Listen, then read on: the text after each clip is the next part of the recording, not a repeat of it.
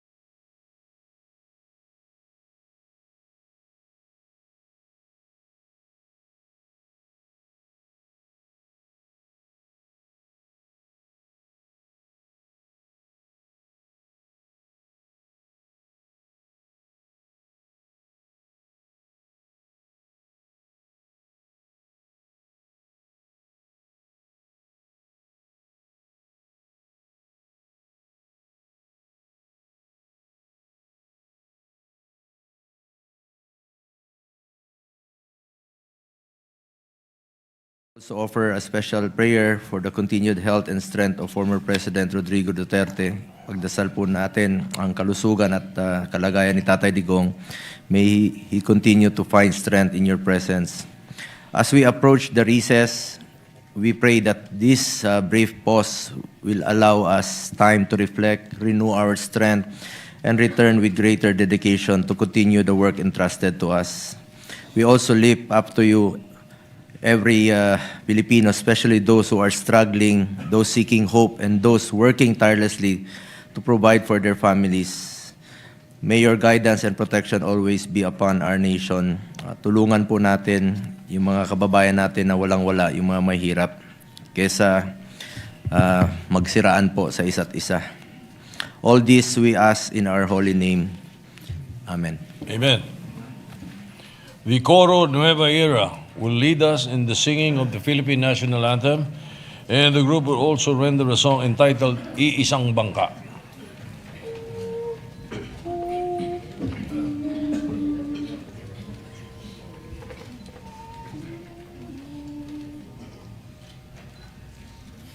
Bayang magiliw, pero sa silangan, nanalab ng puso, sa dibdib mo'y buhay.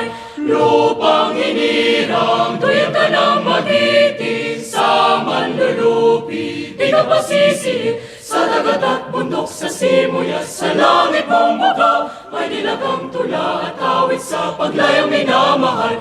Ang kisap ng watawat mo'y tagumpay na naglilinig, ang bituin at araw niyang kailan pa may di magdidilim. Lupa ng araw ng walhati pagsinta, buhay langit sa piling mo. Aming ligaya na pag may mga api, ang mamatay ng dahil sa'yo.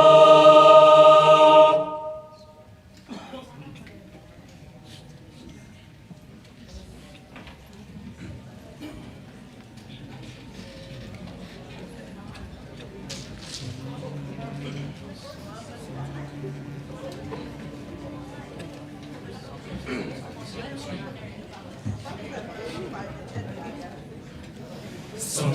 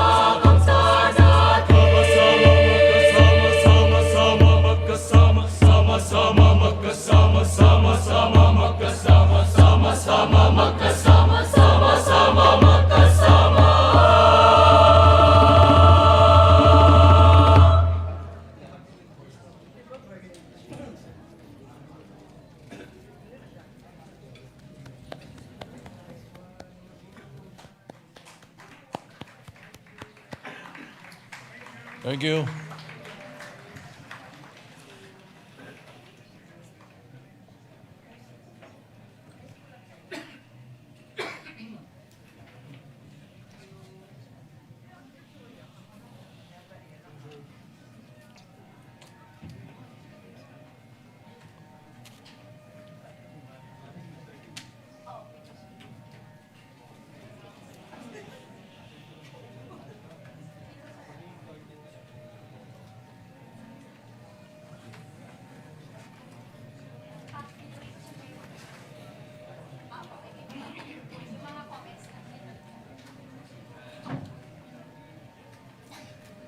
The Secretary will please call the roll. Roll call of members.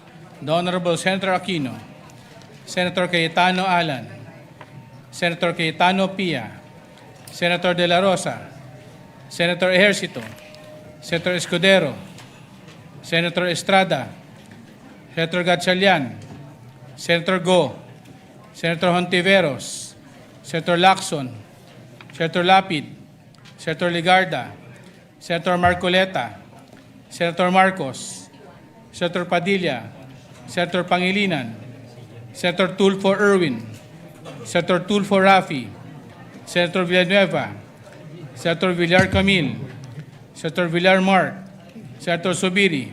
The Senate President is present. With 21 senators present, the chair declares the presence of a quorum. Majority Leader. Thank you very much, Mr. President. Mr. President, I move that we dispense with the reading of the Journal of the 55th Session, Wednesday, March 11, 2026, and consider the same as approved. I so move. Any objection? Chair hears none. The motion is approved. The journal is approved. Mr. President, we'd just like to greet a very happy birthday to distinguished colleague Senator Rafi Tulfo, who celebrated his birthday March 12. Mr. President. Yes, our Happy birthday greetings to Senator Rafi Tulfo. Thank you, Mr. Happy President. birthday, sir. Mr. President, may I ask for a minute suspension so that our colleagues can greet him, Mr. President? Session suspended.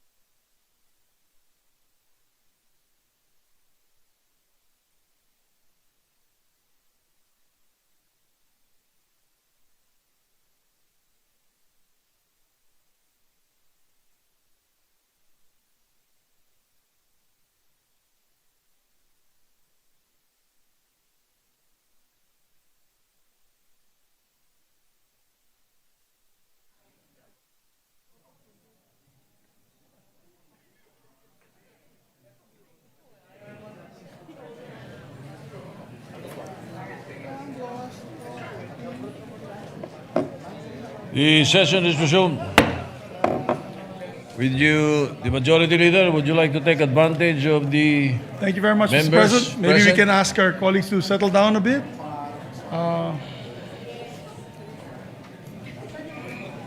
Yeah. Thank you, Mr. President. Mr. President, we have a number of visitors in the Senate here today, starting with barangay officials from Barangay Laturan, Libuna, Bukidnon. Oh, that's from my neck of the woods, led by Barangay Captain Lini Cabardo. Also, guest of Senator Kiko Pangilinan, Malik Diof, and Coach Ryan Gregorio is here. approving on third reading bill granting Malik Diop citizenship today. Is she here? I'm sure Senator Estrada will no longer ask her if she has a boyfriend or not. All right. Mr. President, who else? we also have my guests from, Cor Jesus College, headed by Mayor June Ray de Quina. We also have with us, that's it, Mr. President. Thank you. So we recognize them all, Mr. President, for all the guests that are here. Hindi niya binabati. Di ba si Secretary Toledo yung Calderón? Thank you. Oh, yes. May we recognize Senator Lauren Legarda, Mr. President. Before that, we recognize the DBM Secretary. Is it? Yes, my apologies. Yes, Secretary- I think our staff in front Secretary do not Toledo. recognize this gentleman with pleasing personality, Mr. President, and striking features. Our Secretary of the DBM, Secretary Toledo. Sir, thank you for All coming. right, thank you. Secretary. I saw him from afar because I need something from him. Just joke. Thank you, Mr. Senator President. Lauren Legarda is recognized. Yes, Mr. President. Before anything else, I wanted to extend, and I'm sure our colleagues would want to share this with me, our warmest congratulations to our majority leader.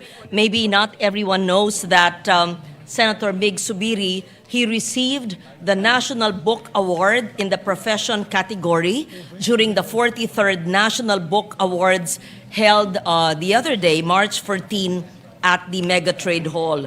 The award, conferred by the National Book Development Board and the Filipino Critics Circle, recognizes our majority leader's work, the book Road to Peace, Crafting the Bangsamoro Organic Law.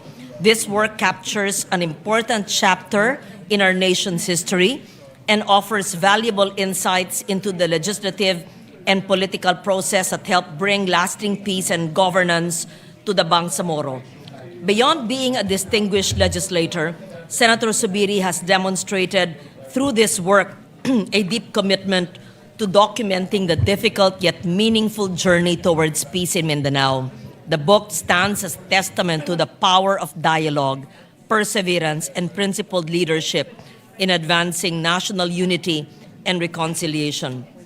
And I believe that this recognition not only honors his contribution to literature and to public service, but reminds us of the importance of preserving the stories behind the laws that shape our country. This is an interesting work that could probably inspire all of us to write the anecdotes, the backstories, the inside stories of the work behind every bill and legislation. So once again, we're proud of you, our dear brother, our majority leader, former Senate President, a esteemed gentleman from Mindanao, Senator Mig Subiri, on this well-deserved recognition. Congratulations. Thank you very Maraming salamat po, Mr. President. Thank you very much to my dear colleagues. Mr. President, I just want to Yes, put on sir. record that the award that I got this weekend, I share it with all of you. Thank Because you. you were the Senate President, Mr. President, when we passed the Bangsamoro Organic Law. Yeah. All of the members here that were in the 17th Congress, I believe, 18th. 18th Congress, were instrumental. For example, our Senate President pro tempore, Senator Ping Lacson, helped me a lot in crafting the provisions on the peace and order, yung public order and security portion of the BOL, especially yung pagbibigay, kasi gusto po nila ng independent police force, hindi po tayo pumayag. Being the former chief PNP, I knew he stood his ground and said the police should be always central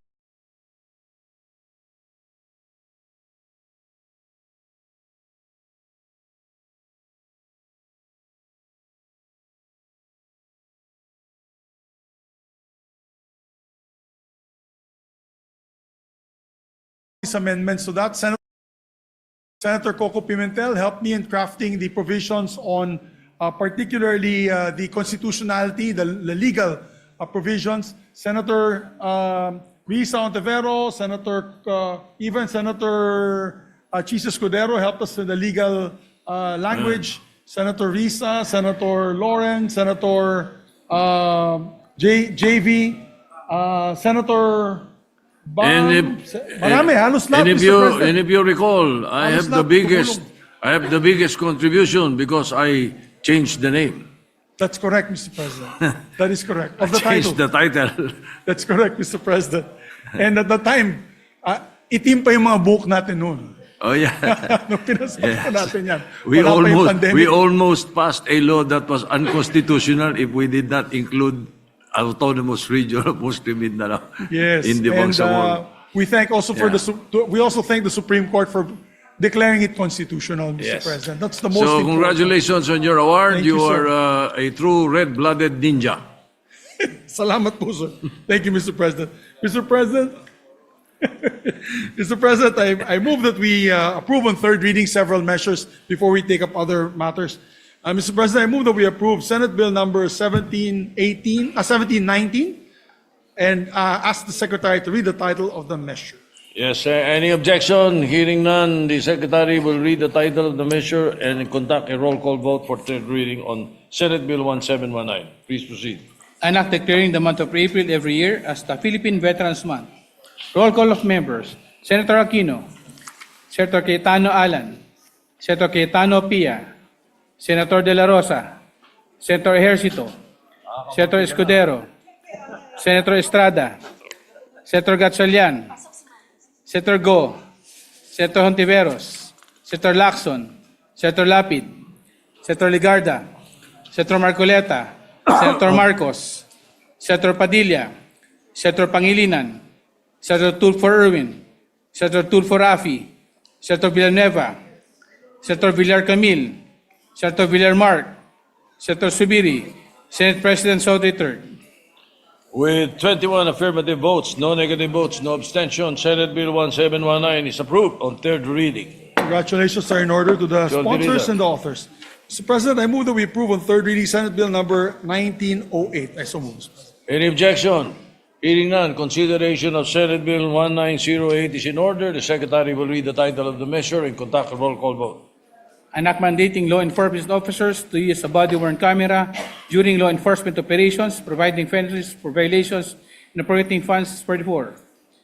Roll call of members. Senator Aquino, Senator Cayetano Alan, Senator Cayetano Pia, Senator De La Rosa, Senator Ejercito, Senator Escudero, Senator Estrada, Senator Gatchalian, Senator Go, Senator Hontiveros, Senator Lacson, Senator Lapid, Senator Ligarda, Senator Marcoleta, Senator Marcos, Senator Padilla, Senator Pangilinan, Senator Tulfo Erwin, Senator Tulfo Rafi, Senator Villanueva, Senator Villar Camil, Senator Villar Mark, Senator Subiri, Yes. Senate President Soto III. Yes. With 21 affirmative votes, no negative votes, no abstention, Senate Bill 1908 is approved on third reading. Mr. President, I also want to put on record that all the bills that we're passing on third reading have been electronically distributed to the senators on March 13 in compliance with the three-day rule of the Constitution. Noted. Thank you, Thank Mr. you. President. We move to approve also, Mr. President, Senate Bill number 1910. I so move. Any objection? Hearing none, the Secretary will read the title of the measure and conduct a roll call vote for 1910.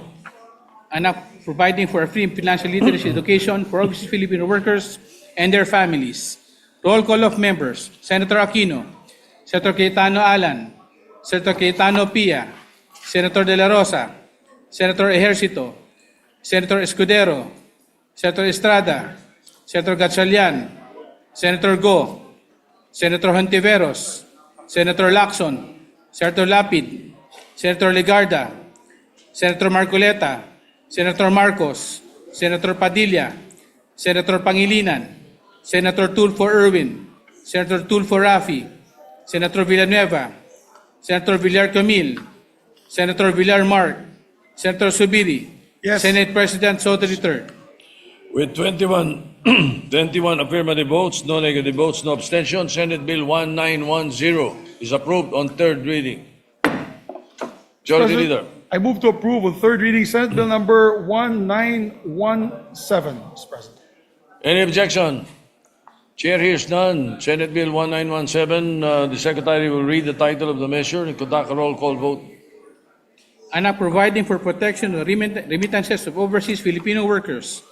Roll call of members. Senator Aquino, Senator Cayetano Alan, Senator Cayetano Pia, Senator De La Rosa, Senator Ejercito, Senator Escudero, Senator Estrada, Senator Gatchalian, Senator Go, Senator Hontiveros, Senator Lacson, Senator Lapid, Senator Ligarda, Senator Marcoleta, Senator Marcos, Senator Padilla, Senator Pangilinan, Senator Tulfo Erwin, Senator Tulfo Rafi, Senator Villanueva, Senator Villar Camil, Senator Villar Mark, Senator Subiri, Senate President Soto III. With 21 affirmative votes, no negative votes, no abstention, Senate Bill 1917 is approved on third reading. Majority Leader. Thank you very much, Mr. President. Mr. President, I move that we approve on third reading Senate Bill number 1937. I so move, Mr. President. Any objection? Chair hears none. The Senate Bill 1937 is in order for third reading. The Secretary will read the title of the measure and conduct a roll call vote. An act realizing support for public basic education schools in geographically isolated and dismantled areas and appropriating funds therefore. Roll call of members. Senator Aquino, Senator Cayetano Alan, Senator Cayetano Pia, Senator De La Rosa, Senator Ejercito, Senator Escudero, Senator Estrada, Senator Gatchalian, Senator Go, Senator Hontiveros, Senator Lacson, Senator Lapid, Senator Ligarda, Senator Marcoleta, Senator Marcos, Senator Padilla, Senator Pangilinan, Senator Tulfo Erwin, Senator Tulfo Rafi, Senator Villanueva, Senator Villar Camil, Senator Villar Mark, Senator Subiri, Senate President Soto III. With 20 affirmative votes, no negative votes, no abstention, Senate Bill 1937 is approved on third reading. Thank you very much, Mr. President. Mr. President, before I call for the third reading of this House Bill number, may we just ask if Mr. Maudo Diouf is here on the gallery, and maybe we can ask him to stand? Yes, he's here. Okay. Thank you very much, Mr. President. We just wanted to make sure. Mr. President, I move that we approve on third reading House Bill number 6640. I so move. Mr. President. Any objection? Chair hears none. House Bill 6640 is up for third reading. The Secretary will read the title of the measure. Conduct a roll call vote. An act granting Philippine citizenship to Maudo Diouf, Senator Aquino, Senator Cayetano Alan, Senator Cayetano Pia, Senator De La Rosa, Senator Ejercito, Senator Escudero, Senator Estrada, Senator Gatchalian, Senator Go, Senator Hontiveros, Senator Lacson, Senator Lapid, Senator Ligarda, Senator Marcoleta, Senator Marcos, Senator Padilla, Senator Pangilinan, Senator Tulfo Erwin, Senator Tulfo Rafi, Senator Villanueva, Senator Villar Camil, Senator Villar Mark, Senator Subiri, Senate President Soto III. With 20 affirmative votes, no negative votes, no abstention, House Bill 6640 is approved on third reading. Thank you, Mr. President. May I ask for just a minute suspension to confer something with you, Mr. President? Session suspended.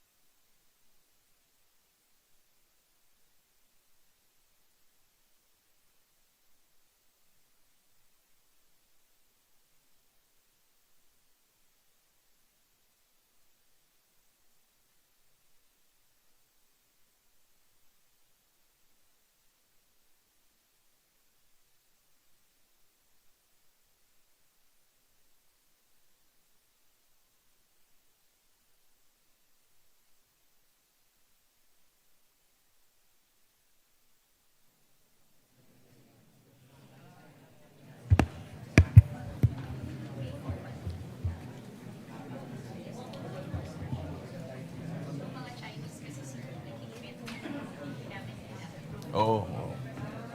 Iba naman yun.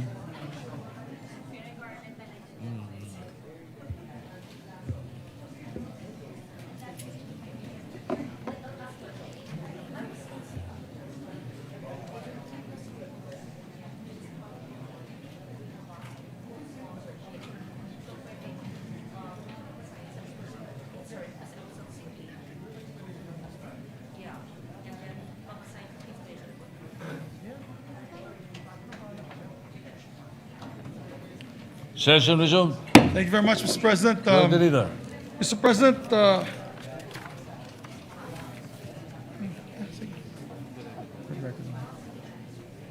Mr. President, usually by tradition, all those that we approve on citizenships are here for third reading approval. However, I believe this other personality had an emergency and had to leave at this particular time due to an emergency, Mr. President. So if the body will allow it, we can approve it on third reading because I believe there will be a very big championship coming up very soon, and she's very willing already to play for flag and country. We will just request her to come, Mr. President, on the first day of session on May 3. She has to be here at least to present herself to the members of the Senate who were not able to attend the committee hearing. So just to see that presently she is abroad. Yes, Mr. President. All right. Due And, to an emergency. During the Commission on Appointments confirmation, we do allow that if the body allows it. So Yes. you may proceed. It's just that we don't want to make it a precedent because we It don't is- want to approve it on is third not a reading. precedent. Yes. This case, it's an emergency, Mr. President. Yes. And she had asked permission. So with that, I move to approve on third reading House Bill number 6641, Mr. President. So moved. Any objection? Hearing none, House Bill 6641 is up for third reading. The Secretary will read the title of the measure. Conduct a roll call vote. An act granting Philippine citizenship to Elizabeth Janet Means. Roll call of members. Senator Aquino, Senator Cayetano Alan, Senator Cayetano Pia, Senator De La Rosa, Senator Ejercito, Senator Escudero, Senator Estrada, Senator Gatchalian, Senator Go, Senator Hontiveros, Senator Lacson, Senator Lapid, Senator Legarda, Senator Marcoleta, Senator Marcos, Senator Padilla, Senator Pangilinan, Senator Tulfo Erwin, Senator Tulfo Rafi, Senator Villanueva, Senator Villar Camille, Senator Villar Mark, Senator Subiri, Dalawa, di ba? Senate President Soto III. With 18 affirmative votes, 2 negative votes, and no abstention. Sir, there's an abstention and there's a no vote. One abstention. 16 And one no 16 vote. affirmative votes, 2 negative votes, and 1 abstention. House Bill 6641 is approved on third reading. May we recognize Senator Jingo Estrada, Mr. Senator Jingo Estrada is recognized. Thank you, Mr. President. Just to explain my vote, Mr. President, the reason why I abstained from voting is that we should require the presence of the applicant here in the Senate. If she is really interested in acquiring Philippine citizenship, she should be present here at the gallery right now. Like the presence of Mr. Malik, I think he's very interested in acquiring Filipino citizenship. But the applicant that we are discussing, that we are deliberating right now, is absent. So that is the reason for the vote of abstention, Mr. President.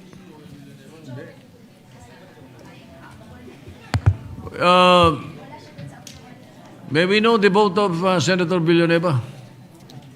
I think he went inside, Mr. President. I think he was a negative vote, Mr. Huh? President. So there are two. Let me correct the voting. Yeah, abstain. All So right. abstain siya. So there are. Mr. President, may I, Mr. President? Yes, go ahead, Senator. Mr. President, just like some of our colleagues here, I feel, Mr. President, that the applicant for Filipino citizenship should be here. And considering that she's not around, Mr. President, I was opting for myself not to participate in the voting, Mr. President. But considering that I'm here now on the floor, I would register my no vote, Mr. President. No, so it's Yes, the Mr. tamang President. bilang ko. Thank you. Yes, Mr. President. He did not abstain. It's a negative vote. Padilla, Villanueva, negative. Yes, Mr. President. And Mr. Yeah. President, We cleared the records. 17 affirmative votes. and Mr. 2 President, negative votes and 1 abstention. Yeah, correct.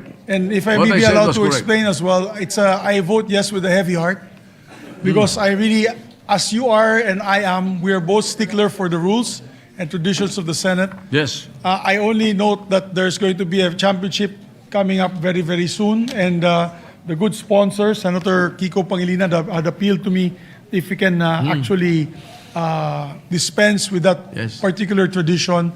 But I do it with a heavy heart, Mr. President, kasi takot nga tayo sa mga fake na pagbibigay ng fake citizenships. So we want to make sure na they're sincere with their plan to accept Filipino citizenship. So Yes, yeah, indeed, we understand Yes. the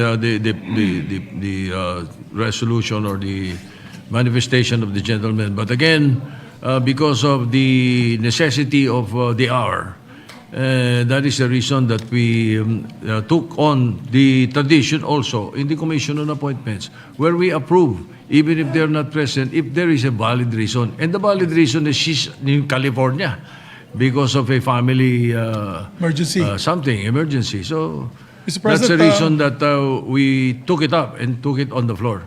All right? May we just get the commitment of the sponsor, Justice Committee Chair, as well as the coach. I believe the coach is here, that she comes to the Senate on May 3 when we start session. May 4 when we start session, Mr. President. All right. Senator Francis Pangilinan is recognized. Yes, Mr. President, on the condition that she appears on the first day of our session, Mr. President, we will relay. And that, for the record, Mr. President, this should not be a precedent for future citizenship applications as well as approvals on third reading, Mr. President. All right. Thank you. Senator Jigo Estrada. Thank you, Mr. President. Just one question addressed to the good gentleman from Pampangan, Quezon City. Willingly, Mr. President. Wasn't she informed about the Yes, invitation today? yes, she was informed, and that there was a family emergency, if I'm not mistaken, which required her to leave. The other concern, Mr. President, is that the SBP has said that she needs to have her passport processed by April so that she can participate in the competitions. And therefore, if we are to resume sessions in May, then her passport will not be processed in time, Mr. President. And a little leniency because it's the first time that we are approving the citizenship of a female athlete. That is correct, Mr. President. So it's the first time. Why not? Ba't di pagbigyan? Di ba? And Thank that's you. what we did.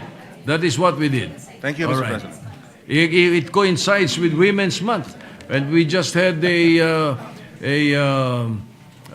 program for the women senators, the book launching of the women senators of the Philippines, all 24 of them, from Geronima Pecson all the way to Aimee Marcos, Risa Ontiveros, Pia Cayetano, Loren Legarda, Camille Villar.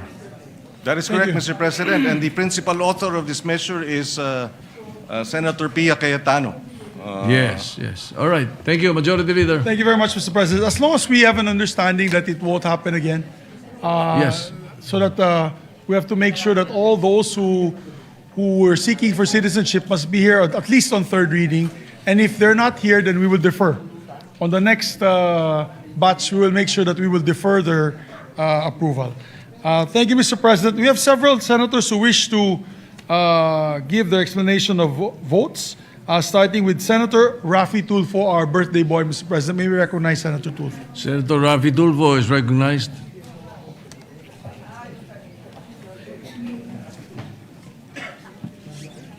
Mr. President, and my dear colleagues, I would like to express my heartfelt gratitude for your overwhelming support of Senate Bill number 1910 under Committee Report number 37.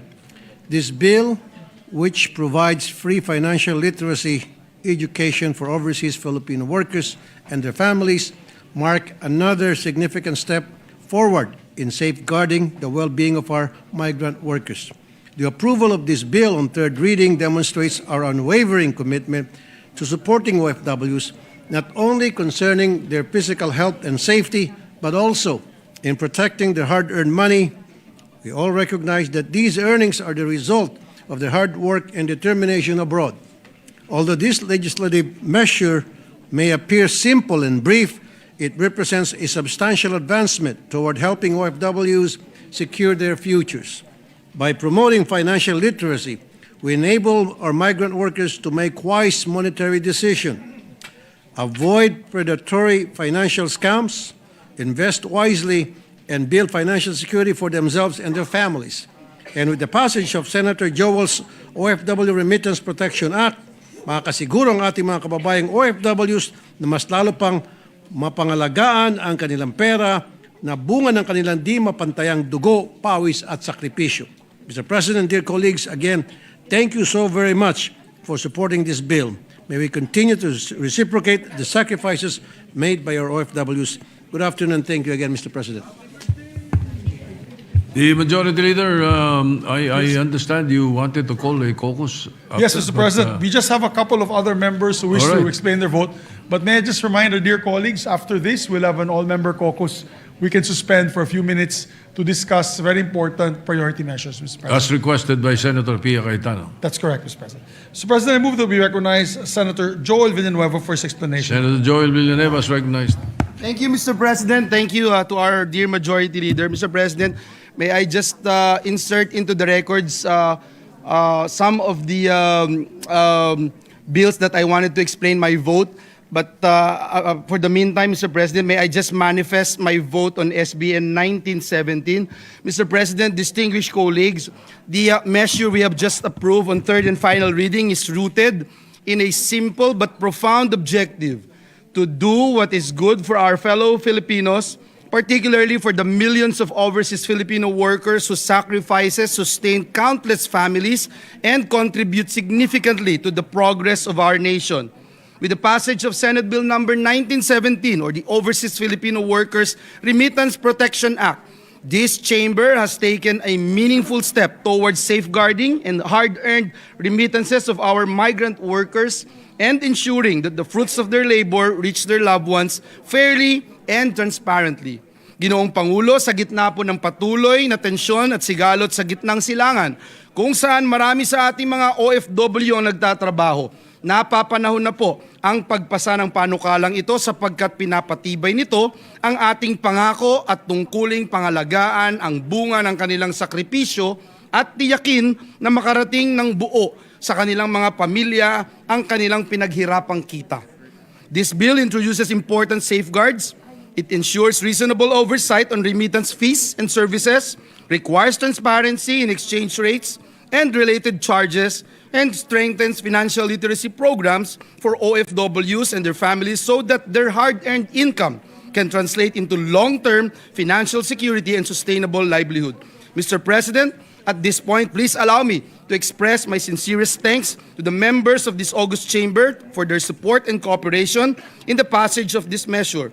We would especially like to thank Senate President Tito Soto for his valuable refinements to the bill, which will help ensure that the benefits of this legislation are immediately felt by our OFWs and their families. We'd like to thank again our fellow authors, Senators Camille Villar, Jinggoy Estrada, Rafi Tulfo, J.V. Ejercito, Mark Villar, and Kiko Pangilinan. We also thank the agencies and stakeholders who shared their expertise during the deliberations, particularly BSP, DOF, DMW, OWA, and the many organizations advocating for the welfare of our OFWs. Ginoong Pangulo, sa araw po na ito, muli nating pinatunayan na ang Senado ay nagkakaisa sa layuning protektahan ang kapakanan ng ating mga kababayan, lalo na po ang ating mga bagong bayaning patuloy na nagsusumikap sa ibang bansa para sa kanilang mga pamilya at para sa ating inang bayan. The passage of this bill brings us one step closer to a more just and protective system for our OFWs. Yet it is also a reminder of our continuing responsibility to create opportunities here at home so that one day, no Filipino will be compelled to leave the country in search of livelihood. Hanggang sa araw po na iyon, mananatili po ang ating tungkuling pangalagaan, ang karapatan at kapakanan ng ating mga kababayang kumakayod sa ibayong dagat. Muli, Ginoong Pangulo, maraming salamat at pagpalain tayong lahat ng ating Panginoong Diyos. Majority Leader. Thank you very much, Mr. President. Next to also explain his vote is our distinguished colleague, Senator J.V. Ersto. Senator J.B. Ersto is recognized.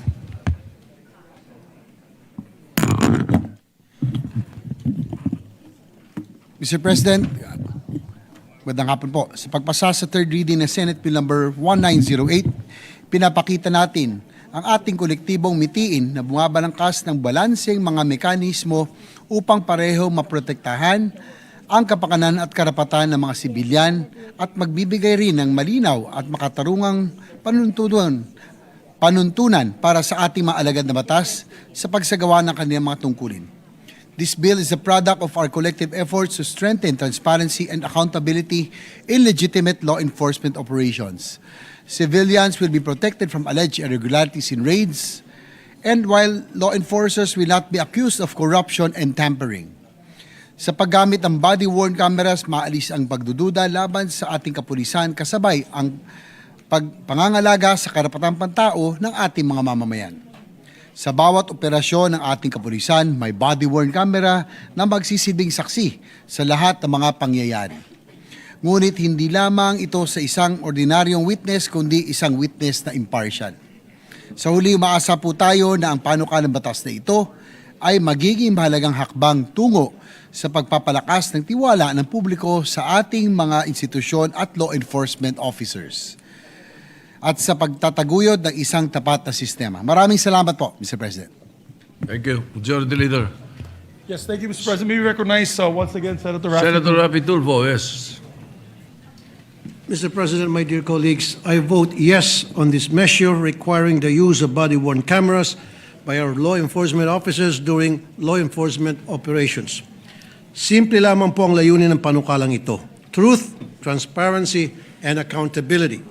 Sa dami ng mga insidenteng nagsumbong na po sa aking programa, mga arrest operations na may aligasyon ng pang-abuso, mga search na kini-question ng proseso, at mga operasyong nauwi sa banggaan ng salaysay, iisa lang po ang laging tanong ng taong bayan: ano ba talaga ang totoo at sino nagsasabi ng totoo? But by requiring officers to wear body-worn cameras while conducting official operations such as arrest, searches, service of warrants, entrapment and bypass operations, hot pursuit operations, and other enforcement activities, ginagarantiya po natin na may recording ang mga galaw ng parehong mga sospek at kapulisan na pwedeng i-review kung may kinakailangan.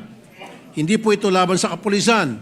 In fact, this is as much a protection of our police officers as it is for the public. Marami po tayong matitinong pulis na nadadamay sa maling paratang. With a functioning body-worn camera, there will be an objective record of events. Hindi na ito magiging he said, she said, because the footage will speak for itself. In short, may resibo na po. The use of body-worn cameras is a very basic solution, but it's very effective for law enforcement and public accountability. Kasi nga po, nagkaroon na tayo ng resibo. Ito ang kailangan natin sa ating mga ahensya sa gobyerno, lalong-lalo na sa ating mga law enforcement agencies. The footage can serve as credible evidence that they perform their duties properly and within the bounds of the law. Ang body-worn cameras ay magsisilbing impartial witness sa bawat operasyon. Walang kinikilingan, walang binabago. Sa ganitong paraan, napapalakas natin ang tiwala ng publiko sa mga ating law enforcement agencies habang napoprotektahan din ang karapatan ng lahat. Mr. President, the passage of this measure will build greater trust between the public and our law enforcement institutions.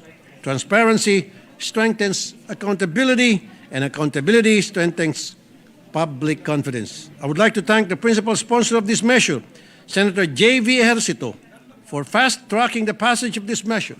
Senator J.V. Ejercito, I share the same advocacy of promoting truth, transparency, and accountability in law enforcement.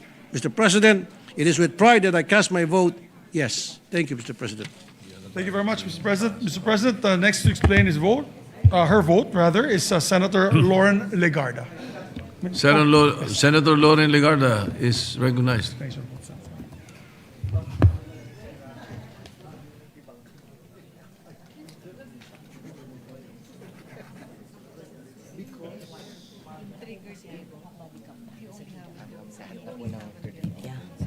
Thank you, Mr. President. I vote yes on Senate Bill 1937, the GIDA Schools Act.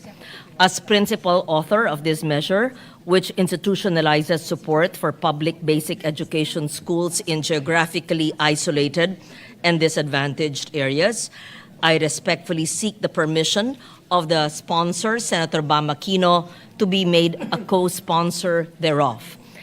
Education is a fundamental right and a powerful equalizer for many Filipino children living in geographically isolated and disadvantaged areas. Access to quality education remains constrained by distance, inadequate infrastructure, and limited public service. No child should be denied learning opportunities simply because of geography. This measure addresses these persistent barriers by strengthening support for public basic education schools in geographically isolated and disadvantaged areas, ensuring that learners in remote and marginalized communities are provided with accessible, safe, and adequate school facilities. It mandates the establishment of GIDA schools where needed, provides clear indicators for identifying communities facing significant educational access challenges. The bill strengthens planning and coordination through the development of a national GIDA schools mapping system, which will guide infrastructure planning, resource allocation, policy interventions for underserved communities. By institutionalizing support systems for GIDA schools, this measure advances our commitment to inclusive and equitable education for all Filipinos. I thank the good sponsor, Senator Bam Aquino, for making this a priority. Thank you for hearing it soonest and for sponsoring it last week.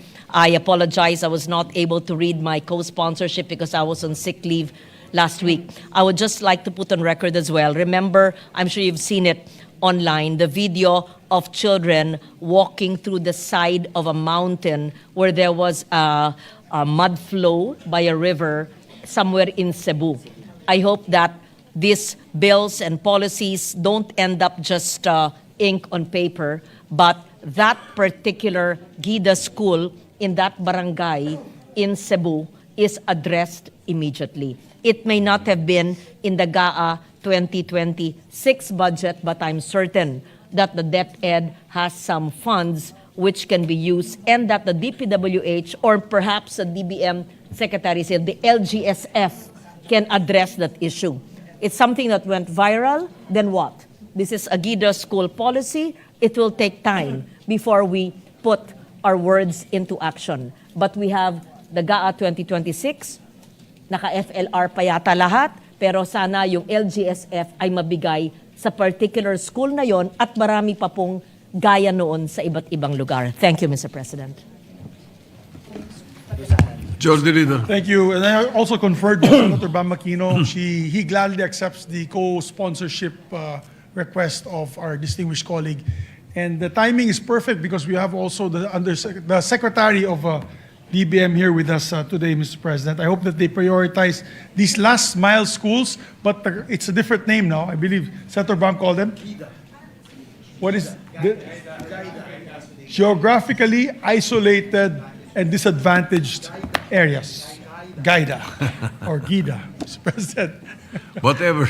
Yes, whatever name, it's the same name. It's just like finance and finance. You know, That's Senator correct, Mr. Enrile President. pronounces it as finance.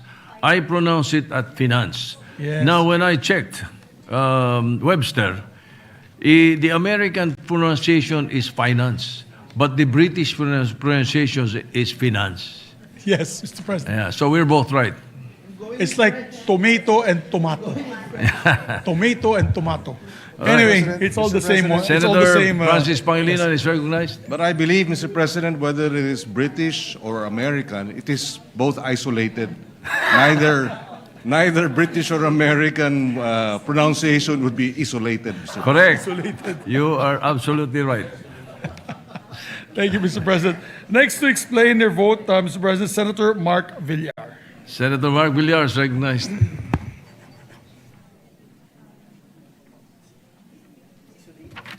Mr. President, I rise to explain my yes vote on Senate Bill number 1908, or the Law Enforcement Body-Worn Camera Act. Body-worn cameras have been an integral part of law enforcement in other countries. It has been an effective deterrent against police abuse in other countries and is instrumental in the speedy resolution of cases.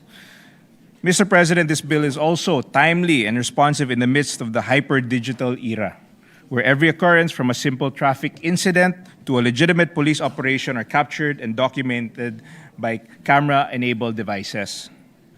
How about the other side of the coin? Mr. President, this is where we have to tread cautiously but firmly the lines of effective law enforcement, data privacy, and human rights concerns. I personally witnessed the efficiency of our PNP when I visited their Quezon City headquarters 3 years ago. During my visit, sinubukan po natin ang response time ng PNP sa mga krimen. Pumili po tayo ng isang remote area sa Quezon City na rerespondehan ng ating kapulisan. Within 5 minutes, nakarating na po ang deployed forces ng PNP. This kind of law enforcement response is what we are envisioning with the implementation of body-worn cameras. Kakakibat ng mabilis na responde ng PNP, makapagbibigay ang body-worn cameras ng complementary at supplementary support sa kanilang operations. On the same note, ang pagpapasa sa batas na ito ay isang proteksyon ng human rights sa bansa. Hindi lang ng publiko kundi para rin sa lahat ng involved sa operations dahil recorded po ang bawat galaw ng ating kapulisan. Mas mapapaigting ang transparency at accountability ng ating kapulisan. Madadagdagan nito ang kumpiyansa ng publiko sa ating law enforcement agency at matutulungan mapababa ang krimen dahil sa mas matibay na community engagement. As such, Mr. President, I affirm my steadfast support for this bill being forwarded by our esteemed sponsor, Senator J.V. Ejercito. I share his eagerness in guaranteeing that our law enforcement will be equipped with the necessary gear to adequately accomplish their duties. Thank you, Mr. President. Thank you very much, Mr. President. Majority Leader. Before we suspend so that we can do our caucus, we'd just like to also recognize the gentlemen and ladies in the gallery. We have with us USEC Roger Navarro, DA Undersecretary for Operations and Agri-Fisheries Mechanization for Rural Credit. He's with us. Sorry. We have also with us Deputy Administrator of the Sugar Regulatory Administration, Attorney Guillermo Tejida. Is with us. Is the SRA here? We have also with us Dr. Dexter Buted, Administrator of the DA Philippine Coconut Authority. Are they here? Yes. Okay. Please, Okay. acknowledge Thank yourself. you. Okay. We Thank you very welcome much, Mr. the President. guests to the Senate this afternoon. Thank you for joining us. So, Mr. President, I move to suspend All right. session for a few Senate minutes so that we can discuss in caucus these priority measures that these gentlemen and ladies from the executive wish us to approve, Mr. President. All right. The session is suspended for a few Senate minutes.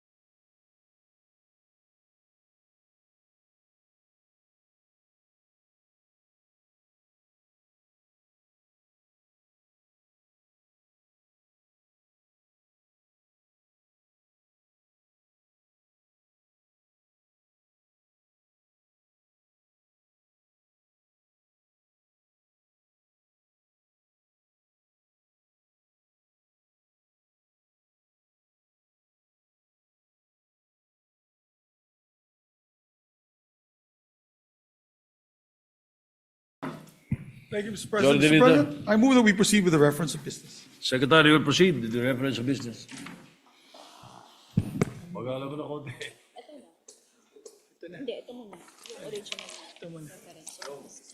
Yes, sir. Ito. Bills on first reading. Senate Bill 1963, an act clarifying the value-added tax treatment of socialized electricity subsidies and statutory charges under Republic Act Number 9136, otherwise known as the Electric Power Industry Reform Act 2001, amending with the purpose Section 108 of the National Internal Revenue Code of 1997 as amended, and for other purposes by Senator Ligarda. Referred to Committees on Ways and Means and Energy. 1964, an act prohibiting education institutions from unreasonably withholding the official school records of students, establishing a mechanism to assist financially capacitated students with outstanding school balances for the purpose of accessing their school records and for other purposes by Senator Hontiveros. Referred to Committees on Basic Education, Higher Education, and Finance. Resolution number 345, resolution directing the appropriate Senate committee to conduct inquiry in need of legislation, the increasing use of cigarettes, heated tobacco products, and vapor products among Filipino youth, the proliferation of their sale through online platforms and retail stores, and the need to strengthen regulation, monitoring, and enforcement. Senator Tulfo R. Referred to the Committees on Health and Trade. Committee report number 45, prepared and submitted by the Committee on Energy on Senate Bill number 1965 with Senator Estrada and Cayetano P. as authors thereof, titled an act amending Section 5 of Republic Act number 9367, otherwise known as the Biofuels Act of 2006. Recommended approval in substitution of number 1485 by Senator Cayetano P. To the calendar for ordinary business. Majority Leader. Thank you very much, Mr. President. There is additional reference of business. Please proceed, Mr. I'm President. sorry. Go ahead. You may proceed. Additional reference of business. Message of the President of the Republic of the Philippines. Letter of His Excellency President Ferdinand R. Marcos Jr. dated 16 March 2026, certifying the necessity of the immediate enactment of Senate Bill number 1965, titled an act amending Section 5 of Republic Act number 9367, otherwise known as the Biofuels Act of 2006. Referred to the Committee on Rules. Resolution number 346. Resolution directing the Senate Committee on Agriculture, Food, and Agrarian Reform to conduct an inquiry in need of legislation into the impact of rising oil prices on the cost of agricultural and fisheries production and the readiness of government agencies to provide timely support to farmers and fisherfolk by Senator Pangilinan. Referred to Committee on Agriculture. 347. Resolution directing the Senate Committee on Tourism to conduct an inquiry in need of legislation on the competitiveness of the Philippine tourism industry with other Southeast Asian countries, including a review of tourism promotion strategies and the utilization of the Department of Tourism budget with the end in view of identifying policy measures to increase international tourism arrivals and strengthen the country's global tourism competitiveness by Senator Tulfo R. Referred to the Committees on Tourism and Finance. Majority Leader. Thank you very much, Mr. President. Mr. President, Attorney. please. Ask for a minute suspension, Mr. President. Session suspended.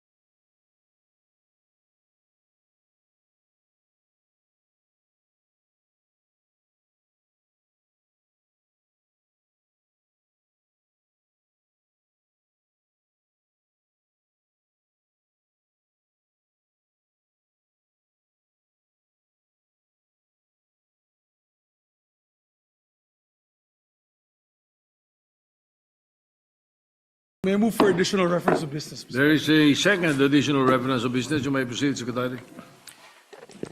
Message from the House of Representatives informing that the Senate that on 16 March 2026 is passed House Bill number 8418 titled An Act Authorizing the President of the Philippines to suspend or reduce excise taxes on petroleum products during national or global economic emergencies, amending for the purpose the National Internal Revenue Code of 1997 as amended, in which it requests the concurrence of the Senate. Referred to Committees on Ways and Means and Energy. Committee Report number 46, prepared and submitted jointly by the Committees on Social Justice, Welfare and Rural Development, and Finance on Senate Bill number 1966 with Senators Marcos, Go, Estrada, Tulfo E., and Villanueva as authors, thereof titled An Act Utilizing the Assistance to Individuals in Crisis Situations Program, the Department of Social Welfare and Development, providing penalties for the violation of certain unlawful acts and appropriating funds therefore. Recommending approval in substitution of Senate Bills number 117, 676, 894, and 1445, taking into consideration House Bill number 6636 by Senator Tulfo E. To the calendar for ordinary business. Majority Leader. Thank you very much, Mr. President. Mr. President, I move to transfer from the calendar of ordinary business to special order Senate Bill number 1966 under Committee Report number 46. I so move, Mr. President. Any objection? Hearing none, 1966 is transferred. Mr. President, I move that we consider Senate Bill number 1966 under Committee Report number 46. I so move. Any objection? Hearing none, consideration of 1966 is in order. May we ask the Secretary, Mr. President, to read the title of the measure? The Secretary will read the title of the measure. An Act institutionalizing the Assistance to Individuals in Crisis Situations Program of the Department of Social Welfare and Development, providing penalties for the violation of certain unlawful acts and appropriating funds therefore. Majority Leader. Mr. President, may we recognize the sponsor of the measure, no other than our distinguished colleague from Palawan and the Republic of the Philippines, Senator Erwin Tulfo. Senator Erwin Tulfo is recognized to sponsor the measure. Thank you, Mr. President. Mr. President, my dear colleagues, today I rise before you to sponsor a measure that speaks directly to the heart of public service. The responsibility of the government to stand beside our people during their most difficult moments. I humbly seek your support for the passage of Senate Bill number 1966 under Committee Report number 46, an act institutionalizing assistance to individuals in crisis, or AICS program of the Department of Social Welfare and Development, providing penalties for the violation of certain unlawful acts and appropriating funds therefore. This measure seeks to institutionalize the assistance to individuals in crisis situation of the Department of Social Welfare and Development. Mr. President, for many Filipinos, AICS has long served as a lifeline. It has helped families facing medical emergencies, students struggling to stay in school, workers displaced by sudden crises, and communities recovering from disasters. But while the program has long been implemented administratively, this measure ensures that it becomes a permanent and protected program under the law, a program that will endure beyond administrations. Mr. President, the AICS Act is guided by clear principle. Ang gobyerno ay dapat laging handang umalalay sa mamayan sa oras ng kagipitan at pangangailangan. When a family faces a medical emergency, when a student is on the brink of dropping out, or when a household loses its breadwinner, government assistance should not be uncertain or temporary. This measure affirms the state's policy to promote a just and dynamic social order and to alleviate the plight of the poor by providing accessible social services and programs that improve the quality of life of every Filipino. And let me emphasize, Mr. President, this is LEDAC priority measure, underscoring its national importance and the urgency of ensuring that crisis support is consistent, predictable, and protected from administrative uncertainties. Through this proposed AICS Act, individuals and families experiencing crisis situations will be able to access different forms of assistance, including financial assistance for urgent needs intended for funeral assistance, transportation, medical, educational, and other cash assistance. Material assistance such as food packs and essential non-food items. Psychosocial support for individuals and families dealing with trauma or emotional distress. And referral services to appropriate agencies for longer-term interventions. Mr. President, this measure recognizes that crisis does not discriminate. A student in crisis, a farmer affected by calamity, a senior citizen needing urgent medical care, a solo parent struggling to support their children, or members of our indigenous communities facing displacement, all deserve timely help. Sa madaling sabi, walang Pilipino ang dapat maiwan kapag sila ay nasa gitna ng matinding pagsubok. This measure also strengthens transparency and accountability.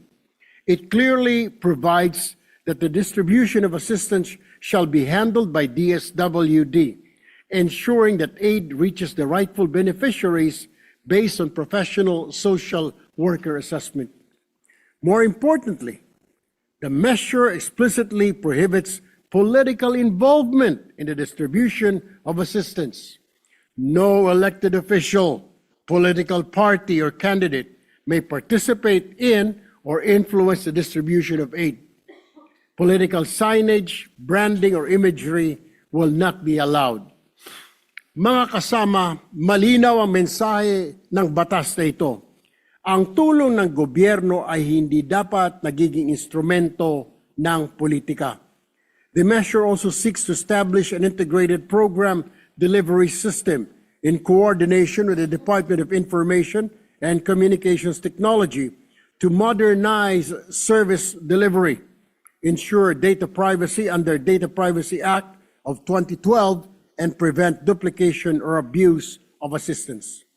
To ensure effective oversight, the Joint Congressional Oversight Committee will be constituted, allowing Congress to regularly monitor implementation, identify gaps, and recommend improvements. Mr. President, beyond policy and procedure, this measure is about compassion institutionalized into law. Every Filipino family knows how fragile stability can be.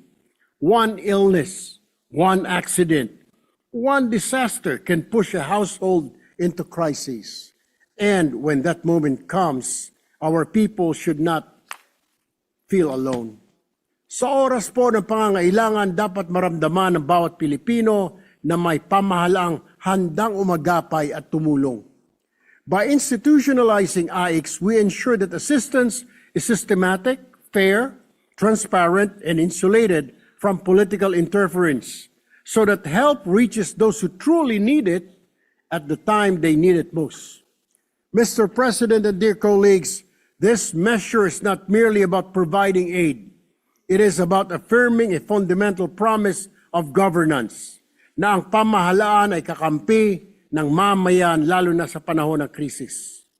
For this reason, I humbly urge my colleagues to support the immediate passage of this measure, and in doing so, we give substance to our promise that help will be there when it is needed most, not as a matter of political discretion, but as a matter of right.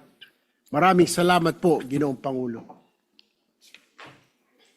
Thank you, Mr. President. Mr. President, to allow our colleagues Yes, to study Majority Leader. to allow our colleagues to study the measure further, move to suspend consideration of the same.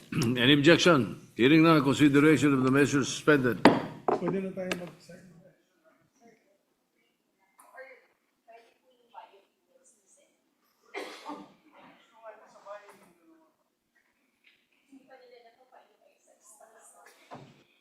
Ano muna tayo? Kapaya na? Kapaya na?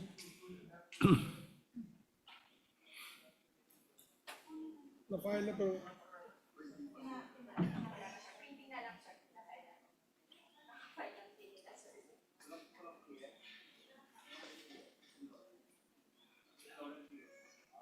Ito ano, I'll FOI muna.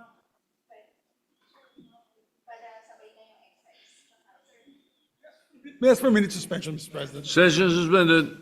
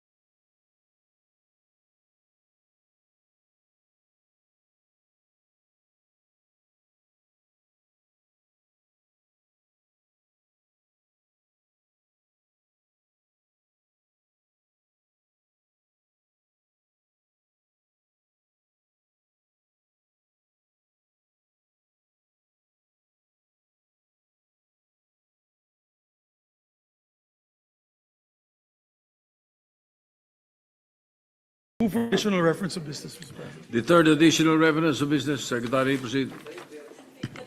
Additional reference of business. Committee report.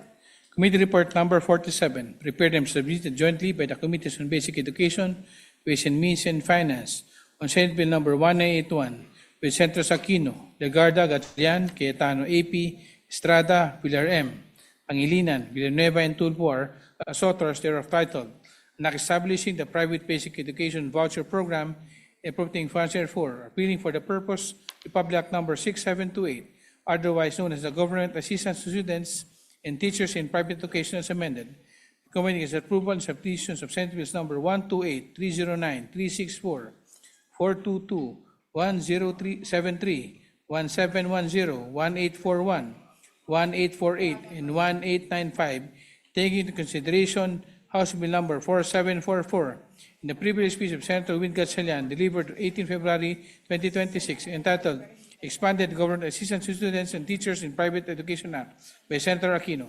To the calendar for ordinary business. Majority Leader. Thank you very much, Mr. President. Mr. President, I move that we transfer from the calendar ordinary business to special order Senate Bill number 1981 under Committee Report number 47. Hearing no objection, so transferred 1981 to calendar. Thank you very much, Mr. President. Mr. President, I move that we consider Senate Bill number 1981. Hearing no objection, consideration of 1981 is in order. Secretary will read the title of the measure. An act establishing a private basic education voucher program and appropriating funds therefore, repealing for the purpose sections 2, 3, 4, 5, 6, 7, 12, 14, and 15 of Republic Act number 8545, otherwise known as the Expanded Government Assistance to Students and Teachers in Private Education, which amended Republic Act number 6728, otherwise known as the Government Assistance to Students and Teachers in Private Education Act. Majority Leader. May we recognize the sponsor, Mr. President, to deliver his sponsorship speech, no other than our distinguished colleague, Senator Bam Aquino. Senator Bam Aquino is recognized to sponsor the measure. Maraming salamat, Mr. President. Mr. President, mga kasama, magandang araw po sa inyong lahat. The Committee on Basic Education is pleased to present Senate Bill number 1981 under Committee Report number 47, otherwise known as an act establishing the private basic education voucher program and appropriating funds therefore, repealing for the purpose Republic Act number 6728, otherwise known as the Government Assistance to Students and Teachers in Private Education or GASPE as amended. Nais po nating pasalamatan ng EDCOM 2 at ang ating co-authors sa panukalang ito, Senators Lauren Legarda, Win Gatchalian, Alan Peter Cayetano, Jinggoy Estrada, Mark Villar, Kiko Pangilinan, Joel Villanueva, and Rafi Tulfo. Karangalan po na magkakasama tayo sa laban para sa dekalidad na edukasyon para sa ating bansa. Nais ko din pong bigyang pugay si Senator Win Gatchalian na nagsimula sa diskusyon na ito nung termino po niya bilang chairperson of the Committee on Basic Education.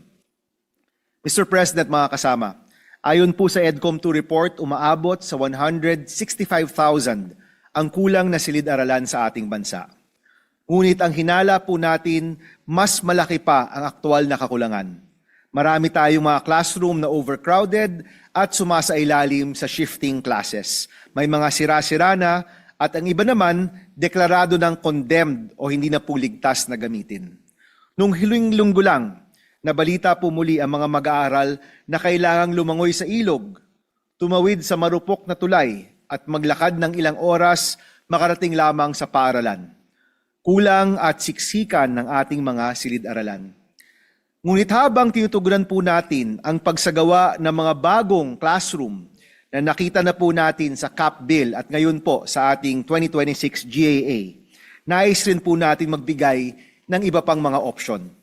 Ang ating reforma po ngayon ay tutugon sa tatlong pangunahing issue: congestion, access, at pangatlo, pagpapatibay ng sistema laban sa korupsyon. Una po, tugunan ang congestion. Layunin po ng panukalang batas na ito na bawasan ang pagsisiksikan sa mga pampublikong paaralan sa pamamagitan ng private education voucher. Ito po'y magbibigay daan sa mga mag-aaral na makapag-enroll sa mga pribadong paaralan. Particular na po ang mga nagmumula sa mga paaralang kinikilala ng DepEd bilang congested or overcrowded. Sa ating panukala, sakop po ng voucher bill ang lahat ng antas ng basic education mula K hanggang 12 at pinagsama-sama na po natin ang lahat ng voucher programs ng gobyerno sa ilalim ng batas na ito. Pangalawa po, palawakin ang access. Nais natin bigyan ng kalayaan ang mga mag-aaral na nahihirapan sa mga pampublikong paaralan na pumili ng paaralang angkop sa kanilang pangangailangan. Mahalaga po ang programang ito dahil direktang natutulungan ang mga pamilya, lalo na yung mga nakatira na malapit sa mga pribadong paaralan at ang mga mag-aaral na nangangailangan ng special education o SPED. Bukod po dito, bibigyan po ng priority ang mga mag-aaral mula sa 4Ps, GAIDA o Geographically Isolated and Disadvantaged Areas, IPs o Indigenous People, at sa mga estudyanteng nagmumula sa mga foster homes or alternative childcare. Kasama rin po dito ang mga mag-aaral na may disabilities at iba pang mga mula sa vulnerable sectors na tutukuyin ng DepEd. Pinapalakas din po natin ang ugnayan ng mga pribadong paaralan sa pamamagitan ng mga subsidy at suporta para sa mga gurong nagtatrabaho po dito. Panghuli po at pangatlo, yung pagpapatibay sa sistema laban sa korupsyon. Kasama po sa ating panukala ang mga probisyon para sa administrative at criminal penalties upang hadlangan ng anumang uri ng pandaraya o fraud. Titiyakin po natin na wala ng ghost student at wala na pong magsasamantala sa sistema. Sa ilalim ng panukalang ito, paparusahan ang anumang paaralang lalabag sa mga probisyon ng batas. Ang paglabag po ay may kaukulang multa o pagkabilanggo dahil ang kailangan po ng mga mag-aaral ay edukasyon at hindi korupsyon. Mr. President, mga kasama, inaasahan ko ang inyong pakikiisa upang maipasa ang panukalang batas na ito. Ito po'y isang mahalagang hakbang tungo sa pagtugon sa krisis sa ating edukasyon. Sa pamamagitan po nito, masisigurado nating mas marami pang kabataang Pilipino ang makakapag-aral sa mga maayos na kapaligiran at makakatanggap ng dekalidad na edukasyon. Yakin po natin na walang batang maiiwan sa ating minamahal na bayan. Maraming salamat po and we hope for your continued support for our reforms in the Philippine education system. Maraming salamat, Mr. President. Majority Leader. Thank you very much, Mr. President. Mr. President, move to recognize and to co-sponsor the measure our distinguished Deputy Majority Floor Leader, Senator J.V. Harrison. Senator J.V. Harrison is recognized. Mr. President, colleagues, good afternoon. I rise today to co-sponsor the said measure. Isa po sa mga pinakamalagang atas ng ating konstitusyon ay ang pangalagaan at itaguyod ang karapatan ng lahat ng mamamayan sa mahusay na edukasyon sa lahat ng antas. At dapat magsagawa ng angkop ng mga hakbang upang matamo ng lahat ng gayong edukasyon. Ang edukasyon ay hindi lamang isang serbisyo ng pamahalaan, kundi isang pangunahing karapatan ng bawat Pilipino at isang haligi ng pambansang kaunlaran. Subalit sa kabila ng patuloy na pagsisikap ng pamahalaan na palawakin ang access sa edukasyon, nananatili pa rin ang malaking hamon sa ating basic education system. At habang po ginagawa ng pamahalaan ang mga angkop na hakbangin upang mapunan ang higit 100,000 kakulungan ng mga silid-aralan sa iba't ibang dako ng ating bansa, kailangan din natin masiguro na may sapat na akses ang ating mga kababayan sa edukasyon. Hindi lamang sa mga pampublikong paaralan, kundi maging sa mga pribadong institusyon na matagal ng katuwang ng pamahalaan sa paghatid ng kalidad na edukasyon. Sa madaling salita po, habang pinapalakas at pinagtitibay natin ang ating public school infrastructure, dapat din nating kilalanin at palawakin ang mahalagang papel ng private education sector sa pagpapalawak ng education opportunities para sa ating mga kabataan. In recent years, policy watch groups have endorsed an alarming downward trend in education spending, with public spending on education not yet fully recovering to pre-pandemic levels in most ASEAN countries. Ngunit salamat na rin po sa kolektibong aksyon ng mga kampiyon ng edukasyon sa kapulungan na ito, we were finally able to commit a historic 1.224 trillion for the education sector for fiscal year 2026, which means a global standard set by UNESCO's recommendation of 4% of the GDP for education spending. While this represents a significant commitment to strengthening our education sector, we must also ensure that these investments translate into expanded access and greater educational opportunities for Filipino learners. Kaya po pinupuri ko ang maprobisyon ng panukalang batas na ito na naglalayon pagtibayin ang voucher assistance mechanism ng pamahalaan upang matulungan ang mga kwalipikadong mag-aaral na makapasok at makapagpatuloy na pag-aaral sa mga pribadong paaralan nakalahok sa programa. Kinikilala rin natin ng panukalang ang mahalagang papel ng mga guro sa pribadong sektor. Kaya naman naglalaman ito ng mga probisyon para sa capacity building at professional development support para sa private school teachers upang patuloy mapanatili ang kalidad ng edukasyon. Kung tunay nating nais na maabot ang pangarap na inclusive at mataas na kalidad na edukasyon para sa lahat, kailangan nating gamitin ang lahat ng makabuluhang mekanismo upang mapalawak ang access dito. At isa sa mga mekanismo ito ay ang mas matibay na partnership sa pagitan ng pamahalaan at ng private education sector. Sa pamamagitan ng panukalang batas nito, mas lalo nating pinagtitibay ang ating paninindigan ng edukasyon ay hindi lamang responsibilidad ng pamahalaan kundi isang pambansang adhikain na dapat pag-ambagan at pagtulungan ng buong lipunan. For these reasons, Mr. President, I express my full support for the passage of the Basic Education Voucher Program Act and also respectfully request to be made co-author of the measure. Maraming salamat po. Majority Leader. Thank you very much, Mr. President. And also to sponsor the measure, distinguished colleague, the Finance Chair, Senator Sherwin Gatchalian. Senator Sherwin Gatchalian is recognized. Thank you, Majority Leader. Thank you, Mr. President. Mr. President, distinguished colleagues, I rise today to co-sponsor the Basic Education Voucher Program Act.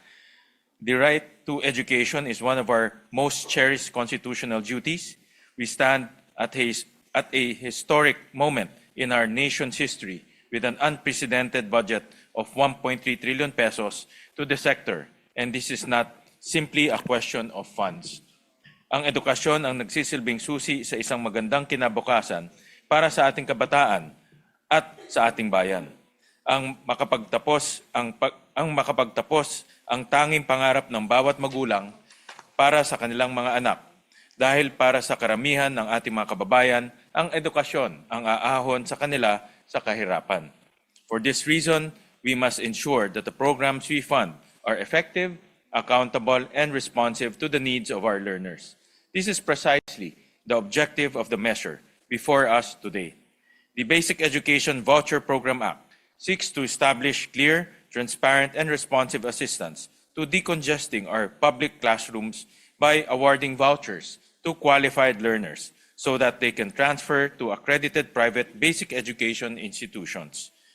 It also introduces critical reforms that are meant to address some of the most persistent challenges in the way our existing voucher programs are being implemented. One challenge is streamlining the program itself. At present, the government implements several voucher and assistance programs, including the Education Service Contracting Program, the Senior High School Voucher Program, the Joint Delivery Voucher Program. While these programs share the same objective, they operate under separate sets of rules and administrative structures. Thus, it can be difficult for parents, students, and even school administrators to navigate. Section 21 of this measure introduces a significant reform. It effectively creates a single basic education voucher program by repealing the existing Government Assistance to Students and Teachers in Private Education Act.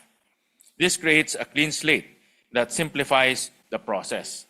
By consolidating programs, we produce a more coherent system that is easier to administer and enables us to better focus on achieving decongestion and equity. Equally important, Mr. President, the bill also rectifies the problem of leakage, where learners from the most vulnerable sectors of society are not always prioritized. Section 5 of this measure explicitly states that students who are disadvantaged and come from low-income households may receive a higher voucher amount as determined by DepEd. Furthermore, it prioritizes learners from disadvantaged backgrounds such as learners with disabilities, learners from indigenous communities, foster care children, 4Ps beneficiaries, and learners from geographically isolated and displaced areas or GAIDA. Bukod pa dito, Ginoong Pangulo, nilalabanan din ng panukalang ito ang suliranin ng Go Students at misrepresentasyon. Mahigpit na ipinagbabawal ng panukalang ito ang anumang anyo ng palilinlang tungkol sa Basic Education Voucher Program. Kasama dito ang pagre-report ng fictitious students o pagbigay ng voucher assistance sa sinumang mag-aaral na hindi enrolled o hindi pumapasok sa klase. Mr. President, these reforms are long overdue, and I believe that this measure is a significant step towards ensuring that one of the nation's most important assistance program truly achieves its objectives. Gaya ng lagi kong binibigyan diin, hindi natin pwedeng pabayaan ang mga polisiya at programa ng bayan tungkol sa edukasyon. Dahil habang buhay, nadadalhin ng ating mga mag-aaral at mga pamilyang Pilipino ang epekto ng mga panukalang ito. For millions of Filipino learners, the window to a good education opens only briefly. Let us make sure that this opens a horizon to a brighter future. Before I end, I would like to thank the distinguished sponsor of this bill, Senator Bam Aquino, for his tireless work and commitment towards uplifting the quality of education in the country. Thank you, Mr. President. Thank you very much, Mr. President. Majority Leader. Mr. President, we have two more members who wish to co-sponsor the measure. May we recognize Senator Robin Hood Padilla and after which Senator Lauren Legardo. Senator Robin Padilla is recognized. Maraming salamat po, Ginoong Pangulo at sa ating pinunong mayorya. Mga ginagalang kong kapwa senador, partikular na po ang champion ng edukasyon, Senator Bam Aquino, at ang kanya pong mga kasama, Senator Lauren Legarda, Senator Gatchalian, Senator Cayetano, Senator Jingo Estrada, Senator Mark Villar, Senator Pangilinan, Senator Villanueva, at Senator Tulfo. Ako po ay tumitindig upang i-co-sponsor at i-co-author ang panukalang batas na nagtatatag ng Basic Education Voucher Program Act na isa ring mahalagang reforma upang mas mapalawak ang oportunidad ng bawat batang Pilipino na makamit ang dekalidad na edukasyon. Sa talumpati ng ating kaibigang Senator Bam Aquino, nabanggit po ang ating mga katutubong bata. Ito po ay anghel sa aking tenga.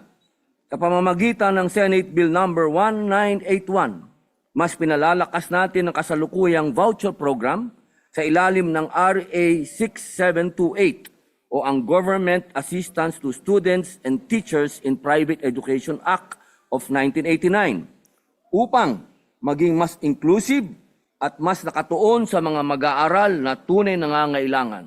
Kasabay nito, binibigyan pansin din ng programa ang pangangailangan ng ating mga guro sa pribadong paaralan na mabigyan ng mga oportunidad para sa professional development at scholarships. Higit sa lahat, pinatitibay ng panukalang ito ang mahigpit na monitoring, evaluation, at accountability mechanisms upang matiyak na ang pondong inalaan para sa edukasyon ay tunay na napupunta sa mga estudyante at nagagamit sa paraang makapagpapabuti sa kalidad ng kanilang pag-aaral. Para sa mas pinalakas na antas ng edukasyon at sa mas maliwanag na kinabukasan para sa mag-aaral na Pilipino. Buong puso kong pinapahayag ang aking suporta sa Senate Bill number 1981. Maraming salamat po. Majority Leader. Okay lang. Mr. President, may we recognize a distinguished colleague, Senator Lauren Legardo, to also co-sponsor the measure. Senator Lauren Legarda is recognized.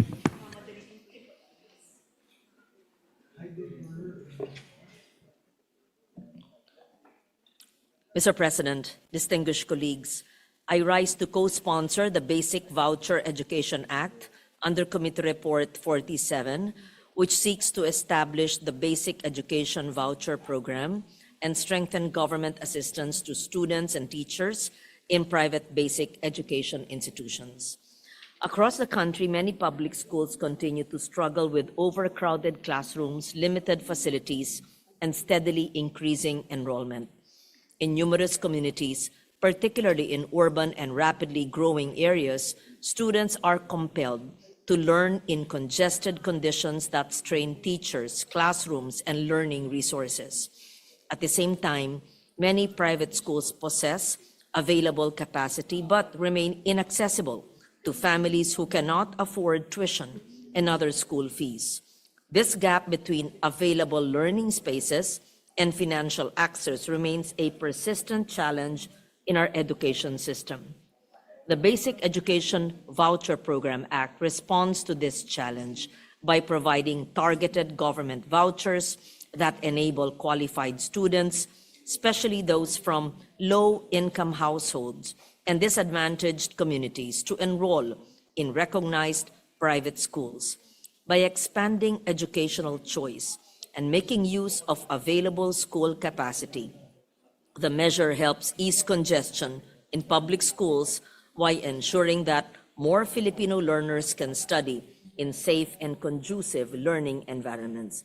I commend the sponsor of this measure, Senator Bam Aquino, for advancing a reform that recognizes the complementary roles of public and private educational institutions in delivering quality education for every Filipino learner. Thank you, Mr. President.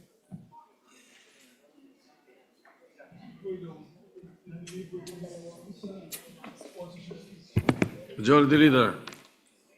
For the record, Mr. President, Senator Villanueva would like to insert his co-sponsorship speech for this measure, for the record.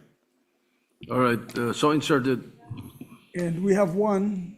There is a fourth additional reference of it. Yes, before we do that, Mr. President, we have one member who wishes to deliver his privileged speech, his co-sponsorship speech. He's on his way right now. He's right behind me. There he is. May we recognize, Mr. President, Senator Jinggoy Estrada. All right, Senator Jingo Estrada is recognized. Thank you, Mr. President. Mr. President, presented before us today is another meaningful piece of legislation that will be instrumental in harnessing the highest potential of our teachers and learners by providing them the support they need.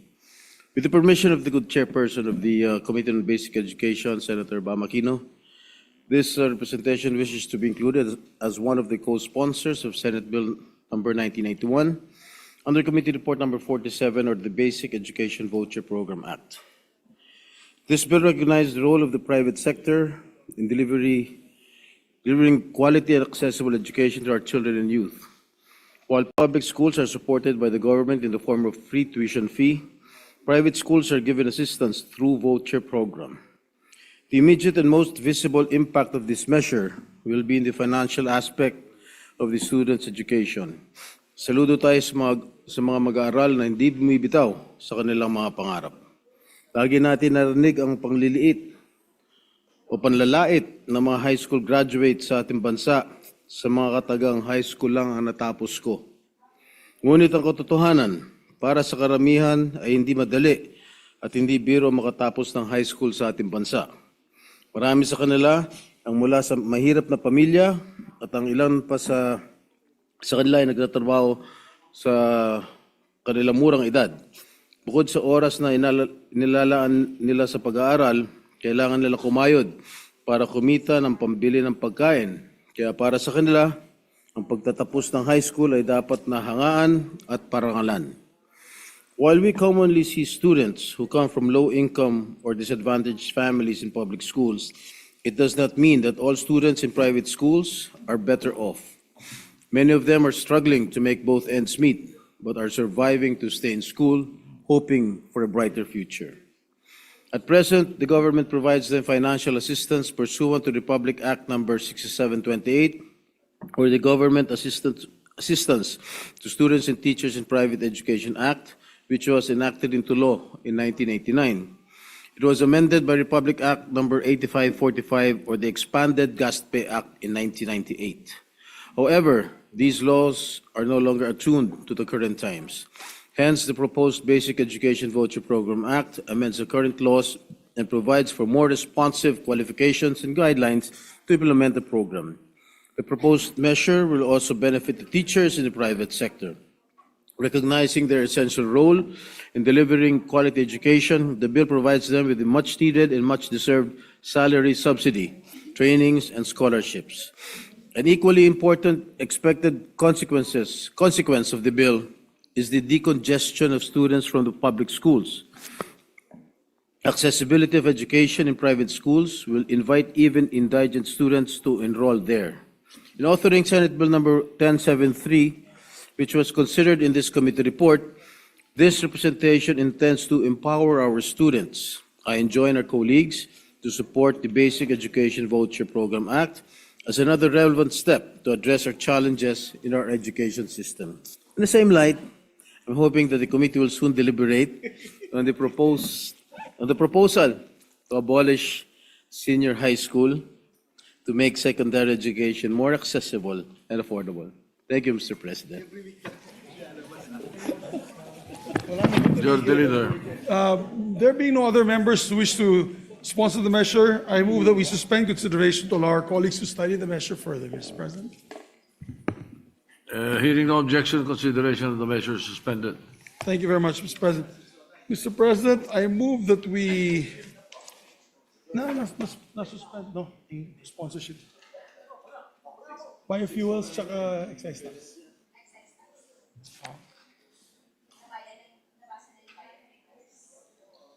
Of course, the biofuels number. We have a fourth additional reference of business. Yes, I move for the additional reference of business, Mr. President. Yes, the Secretary will proceed with the fourth additional reference of business.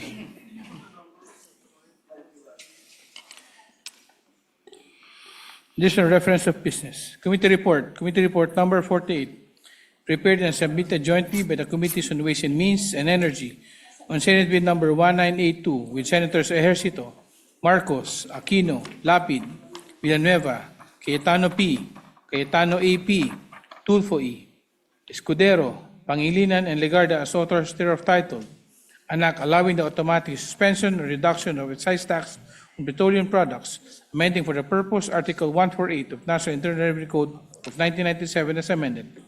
Recommending its approval in institution Senate Bill number 5, 120, 265, 1522, 1922, 1923, 1927, 1935, 1938, 1940, and 1942, taking into consideration excise number 332 in House Bill number 8418 by Senator Cayetano P. To the calendar for ordinary business. Majority Leader. Thank you, Mr. President. Mr. President, I move to transfer from the calendar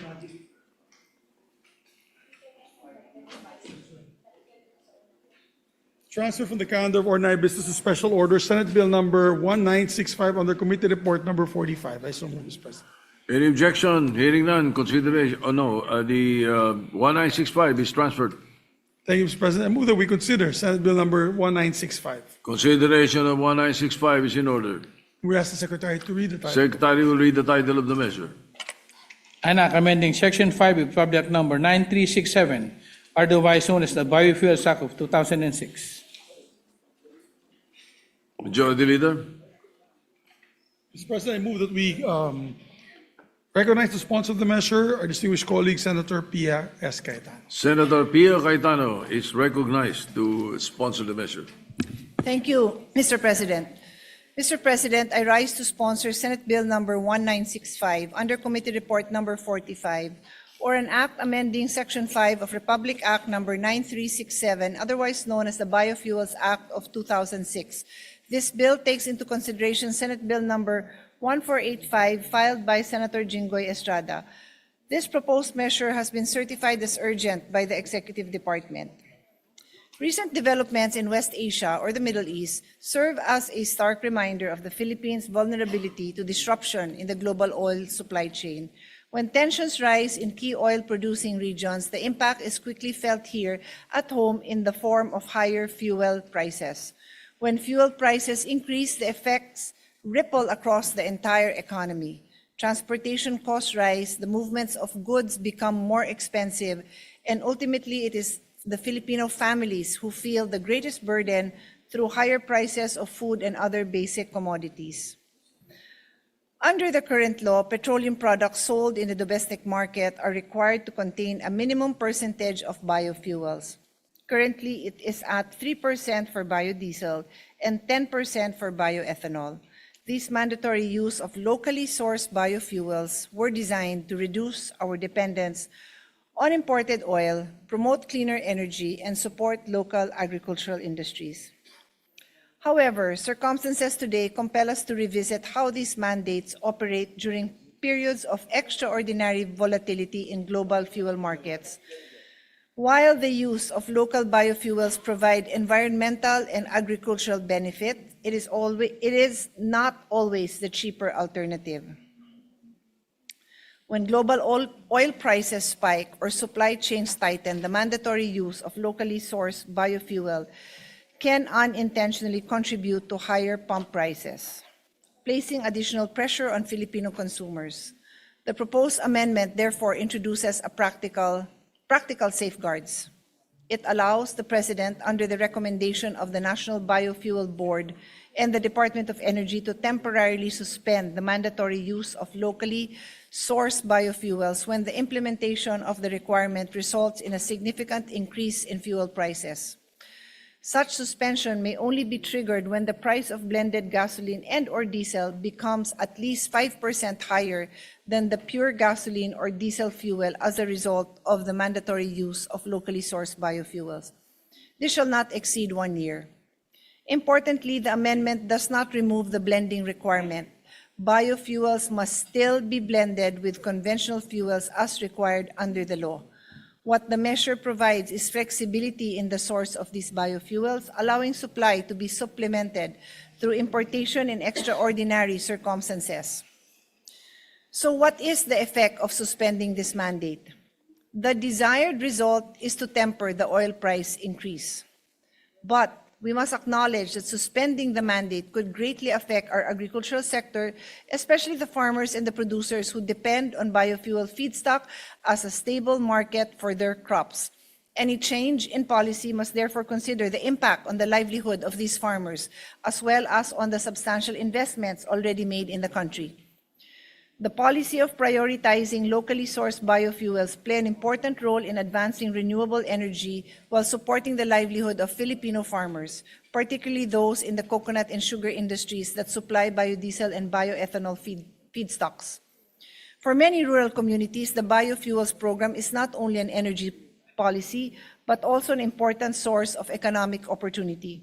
Thus, the challenge before us is to strike the right balance, protecting consumers from excessive fuel prices while sustaining our commitment to renewable energy and likewise considering the concerns of our farmers and the business community in agriculture. Tariff and taxes collected from imported biofuel components during the effectivity of these are the salient the social assistance that we have provided, Mr. President. Tariff and taxes collected from imported biofuel components during the effectivity of the executive order will be earmarked to protect and support our local farmers and workers in the domestic biofuel industry. The funds will be used to finance social amelioration programs for those who may be affected by the increased importation of biofuel components. The Department of Social Welfare and Development will coordinate with the Department of Agriculture and other relevant government agencies to ensure that assistance reaches the intended beneficiaries. In relation to futures thinking, through a futures thinking approach to energy security, we must carefully align the demands of today with the responsibilities of tomorrow. While we address the immediate pressures of rising fuel prices and global supply disruptions, we must also ensure that our policies are forward-looking, strengthening our resilience to external shocks and reducing our long-term dependence on imported energy. In closing, we must create policies that not only provide relief in the present, but also lay the groundwork for a more stable, diversified, and independent energy system for the Philippines in the years to come. By considering the temporary suspension of the mandatory use of locally sourced biofuels under clearly defined conditions, this measure seeks to ensure that our energy policies remain balanced, supporting both energy security and economic stability. As this is a complex measure, this representation remains open to further discussion, clarification, and amendments from our colleagues. Thank you, Mr. President. Majority Leader.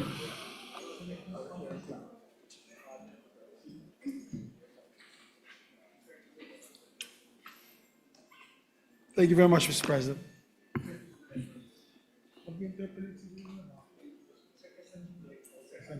Yes, we'd just like to, for the record, insert to the records the sponsorship speech of Senator Jingo Estrada, Mr. President. So, Sorry? Inserted into the records? yeah, the All right, so co-sponsorship inserted. speech of Senator Estrada. Thank you, Mr. President. All our colleagues to study the measure further move to suspend consideration of the same. Consideration of the measure suspended. Thank you, Mr. President. Mr. President, I move to transfer from the calendar of ordinary business to special order Senate Bill number 1982 under Committee Report number 48. I so move, Mr. President. Any objection? Hearing none. So transferred. Mr. President, move to consider Senate Bill number 1982 under Committee Report number 48. Consideration is in order. Secretary will read the title of the measure. An act allowing the automatic suspension and reduction of excise tax on petroleum products, amending with a purpose Article 148 of National Internal Revenue Code of 1997 as amended. President, I move that we recognize the sponsor, our distinguished colleague, Senator Pia S. Cayetano. Senator Pio Cayetano is recognized to sponsor the measure. Mr. President, I rise to sponsor Senate Bill number 1982 under Committee Report number 48, or the amendment to Section 148 of the National Internal Revenue Code as amended, allowing the President to suspend or reduce excise tax on petroleum products. This bill takes into consideration Senate Bill numbers 5, 120, 265, 1522, 1922, 1923, 1927, 1935, 1938, 1940, and 1942 filed by Senators Ejercito, Marcos, Lapid, Villanueva, Aquino, Cayetano, A. Cayetano P. Tulfo E. Escudero, Pangilinan, Legarda, and Senate Resolution number 332 and House Bill number 8418. The Philippines sources about 98% of its petroleum supply from West Asia or the Middle East. This dependence leaves our economy vulnerable to geopolitical tensions and global oil shocks. Every time tensions rise in West Asia, global oil prices surge, and our people feel its effects immediately.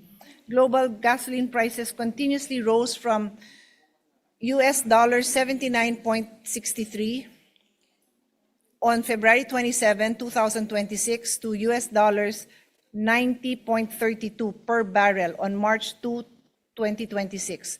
Consequently, domestic fuel retailers implemented substantial price increases that are now weighing heavily on Filipino households and businesses. Just today, Energy Secretary Sharon Gorin said diesel prices could range from 95 pesos to 114 per liter starting tomorrow, Tuesday, based on DOE estimates. Higher fuel costs ripple through the economy, driving up the price of food, goods, and services, and leaving families to shoulder the burden of inflation. LTFRB has announced the implementation of a provisional fare increase for provincial buses beginning last Saturday, March 14, with adjustments ranging from 30 centavos to 45 centavos per kilometer depending on the bus classification. The effects are not limited to transportation. According to the ERC, simulations conducted by the Independent Electric Market Operator of the Philippines indicate that if the current trend in fuel prices continue, electricity rates could increase by as much as 2 to 4 pesos per kilowatt. When inflation set in, the poorest households suffer the most. With most of their income spent on food and transportation, they have no room to absorb rising costs. Imagine this. A traditional jeepney consumes about 30 liters of diesel a day. When the price jumps by 20 pesos per liter, that's an extra 615 pesos they need to shell out just to keep their jeepneys running. Every peso added to the price of fuel means less food on the table, less money for school, and more hardship for families already struggling to get by. Under the current law, petroleum products such as liquefied petroleum gas, diesel, gasoline, and kerosene are subject to excise tax at fixed rates of 3 pesos, 6 pesos, and 10 pesos respectively. This tax is imposed per liter, regardless of global price movements. Fuel excise taxes are considered a stable source of revenue because they provide the government with a steady and predictable flow of income that can help fund public services, infrastructure, and government programs. But in extraordinary times, when global oil prices surge and inflation weighs heavily on households, This fixed levy magnifies the burden at the pump. At present, there is no law which expressly grants the President an authority imposition of excise taxes on petroleum products in times of severe price shocks to ease this burden.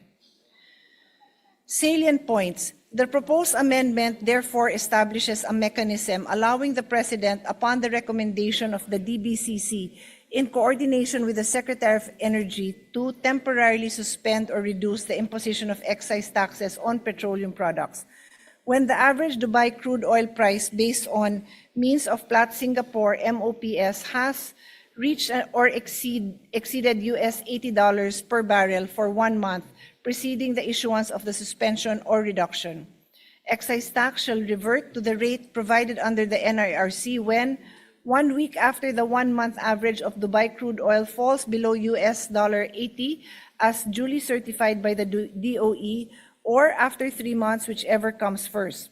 This shall not exceed 1 calendar year, and the power can only be exercised until December 31, 2028. Our challenges. This measure could result in a revenue loss of around 136 billion from suspension of excise tax on petroleum products. This translates to funds that could otherwise sustain critical social and health services. For example, to give context to this loss in revenues, PhilHealth under the General Appropriations Act budget is 129.78 billion. PGH is at 29.47 billion pesos. DSWD AX program is at 63.9 billion pesos. DepEd construction and rehabilitation of classrooms is at 85 billion pesos. And the universal access to quality education is at 37.5 billion pesos. On the other hand, the proposal to suspend VAT on petroleum product also requires further study, as it may disrupt the current structure of our tax system. But these are also measures filed by our colleagues and which this committee can hear. Removing the VAT on excise tax could create significant administrative and compliance challenges in tax computation and reporting, potentially complicating implementation for both government and taxpayers. Thus, the challenge before us is to strike a careful balance, providing immediate relief to consumers facing volatile fuel prices while safeguarding the country's fiscal health and long-term economic stability. In closing, we must design safeguards that do not only provide immediate relief to consumers, but also preserve stability in our domestic fuel market. By embedding this mechanism into our tax system, the government is empowered to act swiftly in times of price volatility, delivering timely protection to households without the delays of prior legislative action. With this, I respectfully seek the support of this distinguished chamber for the passage of this measure. As this is a complex measure, this representation remains open to further discussion, clarification, and amendments from our colleagues. Thank you, Mr. President. Majority Leader. Thank you. Next to co-sponsor the measure is Senator Joel Villanueva. Senator Joel Villanueva is recognized. Thank you very much, Mr. President. Thank you to our distinguished Majority Leader. Mr. President, this representation rises to express its full support and to co-sponsor Senate Bill number 1982 under Committee Report number 48, which allows the automatic temporary suspension or reduction of excise taxes on petroleum products during periods of extraordinary increases in global oil prices. At the outset, please allow me to extend our sincere appreciation to the distinguished sponsor and chairperson of the Committees on Ways and Means and Energy, Senator Pia Cayetano, for steering this timely and important measure. This representation attended the committee hearings, Mr. President, and we'd like to again commend our good sponsor. This representation likewise recognizes and expresses our gratitude to the President Ferdinand Marcos Jr. for certifying this measure as urgent, underscoring the need for government to respond swiftly to the continuing volatility in global oil markets and the impact of rising fuel prices on the Filipino people. Mr. President, as a net oil importing country, the Philippines remains highly vulnerable to fluctuations in global oil prices. When crude oil prices surge in the international market, the effects are immediately felt across our economy, affecting transportation, electricity, logistics, and ultimately the prices of basic goods. Kapag mahal po ang langis, mahal ang pamumuhay, at ang pinakaapektado ay ang ordinaryong Pilipino. Ang unang tinatamaan po nito ay ang mga driver na bumabiyahe araw-araw para kumita, ang mga magsasaka at mangingisda na umaasa sa krudo para sa kanilang kabuhayan, ang mga karaniwang manggagawa at ang kanilang mga pamilya na patuloy na nagbabudget upang mairaos ang pang-araw-araw na gastusin.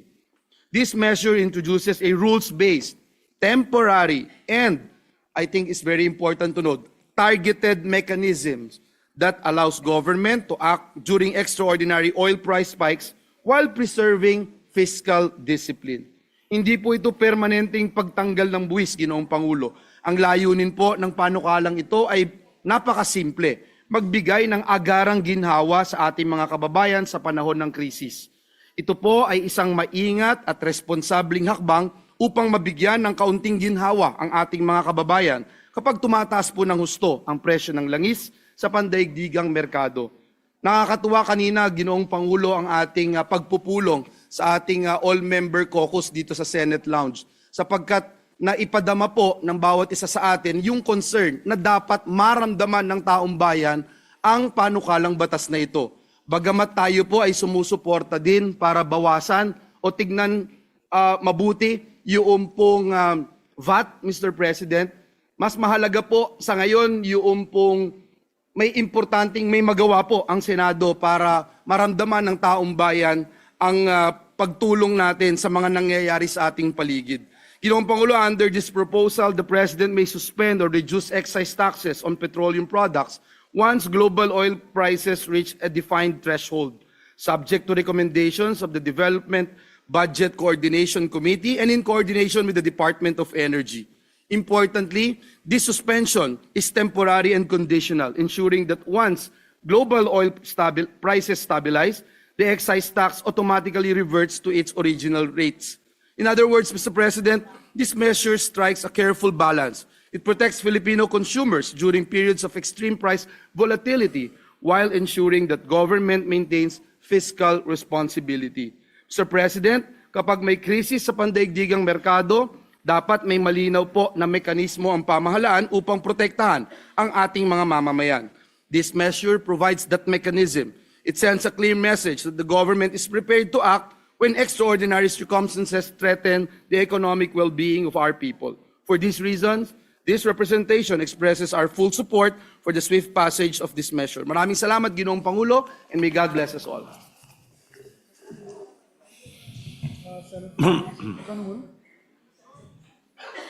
Majority Leader. Yes, Senator Bam Aquino would like to also be recognized. Senator Bam Aquino is recognized. Mr. President, maraming salamat. Mr. President, I don't have a prepared speech for today, but I rise to show my support for this measure. Mr. President, ang panukalang ito ay mahalaga na maipasa, mahalaga po na maibigay natin ang kapangyarihan sa Pangulo na ibaba ang excise tax sa gasolina at sa diesel dahil alam ho natin, Mr. President, na ito ngayon ang hinahanap ng taong bayan na makatulong tayo sa pagpapababa ng presyo ng bilihin. Alam niyo, Mr. President, yung provision na $80 per barrel, nandyan po yan sa unang train law. Nandito pa po ako noon sa una nating termino. And Mr. President, nilagay natin yon dahil alam ho natin na kapag tumataas ang presyo ng diesel sa mundo, sunod-sunod po yung pagtaas ng presyo ng bilihin. Isa po itong fail-safe measure nung una pong train law. Ngayon po, nakalagay na naman po ito sa panukala, $80 per barrel nakalagay. Pero alam niyo po, Mr. President, kung magkano na ang presyo ng crudo, nasa $105 na po. Kumbaga po, Mr. President, kahit certified urgent po ito at lahat po tayo nagmamadali na maipasa ito, sa totoo lang po, we're $25 beyond this threshold already. Nasa $105 na po, $105 per barrel na po tayo. So Mr. President, tama lang na certified urgent ito. Sana po hindi lang po sa bagay na ito tayo nagmamadali o talagang nagko-concentrate.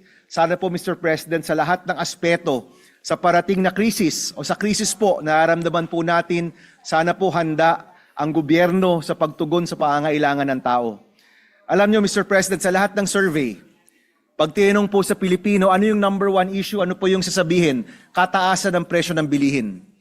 And yun po, Mr. President, that's even before this crisis happened. Number one na po sa Pilipino ang kataasan ng presyo ng bilihin. Pero dahil po sa krisis ngayon, makikita po natin ang pagtaas, hindi lang po ng diesel at gasolina, kung hindi ang presyo ng bilihin, sunod-sunod po yan, Mr. President. Ang pagtaas po ay fast and furious. Nung isang araw lang po, nung nakaraang linggo, magkano, Senator Joel? 60?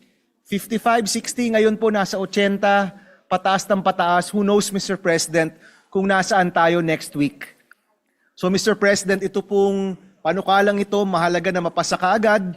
Tama lang po na certified urgent, but I impress upon all of our colleagues, Mr. President, especially our colleagues in the executive. Sana po, hindi lang yung panukalang ito, pero lahat ng mga pwedeng gawing tulong sa mga kababayan po natin. Alam ko naman po, meron ng subsidiya sa mga PUV drivers. Yung subsidiya po, sana sa mga estudyante, magkaroon din po dahil sunod-sunod po ito. And Mr. President, ngayon po ang problema natin yung pagtaas ng presyo ng diesel at gasolina. Who knows, Mr. President, sa Abril, sa Mayo, baka kakulangan na po ng supply ang ating hinaharap. So I hope, Mr. President, we can come together, we can work together. Masigurado po natin, Mr. President, itong panukalang ito at iba pang mga kinakailangan ng ating mga kababayan na tulong, maibigay po natin, mai-ready na po natin para habang padating po yung krisis, habang lumalala po itong krisis, alam po ng taong bayan na ang gobyerno nakatutok, binibigyan pansin ng kanilang pangangailangan at lahat ng kanilang kailangan sa panahon ng krisis, handa po ang gobyerno na tugunan ng mga problemang ito. So again, Mr. President, I thank and laud Senator Cayetano, the Chairperson of Energy, and I hope, Mr. President, we can pass this at the soonest possible time. Thank you very much, Mr. President. Maraming salamat. Thank you very much, Mr. President. Mr. President, we recognize Senator Erwin Tulfo. Senator Erwin Tulfo is recognized. Thank you, Mr. President. Mr. President, distinguished colleagues, I rise to support or to express my support and to manifest my co-sponsorship of Senate Bill number 1982 or 1982 under Committee Report number 48, providing for the automatic suspension of the excise tax on petroleum products during extraordinary increases in global oil prices. Alam naman po natin na kapag tumaas ang presyo ng langis, agad namang nararamdaman ng ating mga kababayan ito. Hindi lamang po ito problema ng mga sasakyan. Kapag tumaas ang presyo ng diesel at gasolina, tumataas din po ang pamasahe, tumataas ang gastos sa transportasyon ng mga pagkain at bandang huli, tumataas ang presyo ng mga bilihin sa merkado.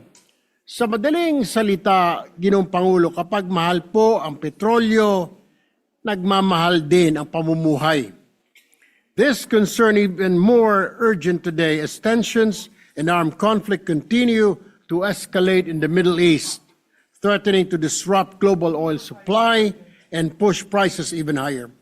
Sa ilalim po ng train law, may excise tax po na ipinapataw sa bawat litro ng fuel. Halimbawa, 10 piso sa bawat litro ng gasolina, 6 na piso sa diesel. Mahalaga po ang buwis na ito dahil nakakatulong ito sa pagpupondo ng mga programa ng pamahalaan. Ngunit, Ginoong Pangulo, sa panahon ng pandaigdigang krisis sa presyo ng langis, nararapat lamang siguro na mayroon tayong mekanismo upang pansamantalang ibsan ang bigat na dinadala ng ating mga kababayan. This was precisely the intent of bill that I filed, Senate Bill number 1935, which proposed the suspension of both the excise tax and the VAT on fuel when the average Dubai crude oil price exceed US $80 per barrel. However, during the hearing of Committee on Ways and Means, our economic managers explained that removing VAT from fuel could create complications in the input-output tax system, which may lead to distortion that could unintentionally raise prices in certain sectors. Bukod pa riyan, ang humigit kumulang na 136 na bilyong piso na kita ng gobyerno. Kaya matapos po ang masusing talakayan na pagkasunduan na Ang mga mas balansing solusyon ay ang pansamantalang suspensyon ng excise tax lamang sa panahon ng emergency. Excise tax is a targeted tax to specific goods, and suspending it provides immediate relief while maintaining stability in a broader tax system. The committee report also provides a mechanism for the taxes to revert once global prices stabilize. Ibig pong sabihin, pag normal na po ang presyo ng petrolyo sa pandaigdigang kalakalan, maaari na pong ibalik ito, yung excise tax ng ehekutibo. Ito po ang balansing hinahanap natin, proteksyon sa mamayan at responsableng pamamahala sa pondo ng bayan. For this reason, Mr. President, I fully support committee report before us. Sa ngalan po ng ating mga kababayan na nahihirapan sa pagtaas ng bilihin at sa pahintulot ng ating magiting na sponsor, Senator Pia Cayetano, I manifest my co-sponsorship of the measure. Maraming salamat po. Mr. President, next to co-sponsor the measure is Senator Francis Kiko Pangilinan. I move that he be recognized. Senator Francis Pangilinan is recognized. Maraming salamat, Ginoong Pangulo, mga kasama sa ating kapulungan. Tumatayo tayo upang i-co-sponsor ang Senate Bill number 1982 under Committee Report number 48 na naglalayong pansamantalang ipagpaliban ang excise tax sa mga produktong petrolyo upang agad na maibsan ang bigat na dinadala ng ating mga kababayan dulot ng patuloy na pagtaas ng presyo ng langis. Sinusuportahan natin ang pagsuspindi ng fuel excise tax dahil tinatamaan ang ating maliliit na magsasaka at mangingisda at siyempre ang lahat ng ating mga kababayan. Ang magsasaka, mangingisda, ang mga taong dahilan kung bakit meron tayong pinagsasaluhan sa hapagkainan. But let us be clear, the suspension of fuel excise taxes must be targeted, rule-based, and time-bound. It must function as an emergency lifeline, not a blanket giveaway. Kagyat ang pangangailangan. Sinabi ng mga grupo ng mangingisda na hanggang 80% ng gastos nila sa production, cost of production, ay krudo. Ngayon, mahigit 80 pesos na ang litro ng diesel. Ibig sabihin, dagdag 640 pesos kada biyahe sa krudo pa lang. Hindi na nila kayang saluhin pa ang taas na gastos. Kaya sandali na lang sila pumapalaot, sa malapit na lang nangingisda, every other day na lang lalabas o luluwas o kaya'y tuluyan ng tumigil. Pag mas konti ang bangkang pumapalaot, mas kaunti rin ang supply ng isda, mas mataas ang presyo. Bawat pamilyang Pilipino apektado. A 6 peso to 10 peso reduction per liter could lower fishing operating costs at malaking bagay. Halos pareho ang kwento sa mga sakahan.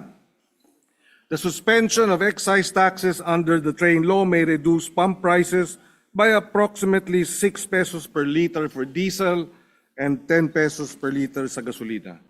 Para sa marami nating magsasaka, pagbaba ito sa kanilang production cost per hectare. Malaking bagay para sa mga magsasakang halos break-even na lamang. Let us also remember the scale of fuel dependence in food production.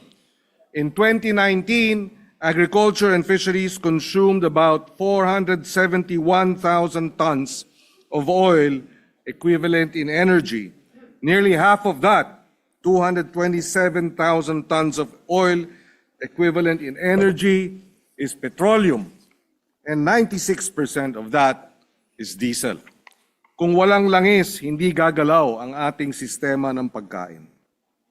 Hindi pa kasama dyan ang pagtaas ng presyo ng produktong petrolyo o petrolyo-based products tulad ng pataba, tulad ng pestisido. Kung walang, sabi nga ng mga ekonomista, mayayaman lang ang makikinabang sa malawakang blanket fuel tax suspension. Tinataya ng Department of Finance na ang top 10% ng mga household ang gumagamit ng halos kalahati ng lahat ng produktong petrolyo. Kaya ipinilit ng ilang energy experts na ang fuel excise tax suspension ay targeted, may malinaw na patakaran, rules-bound at may takdang panahon.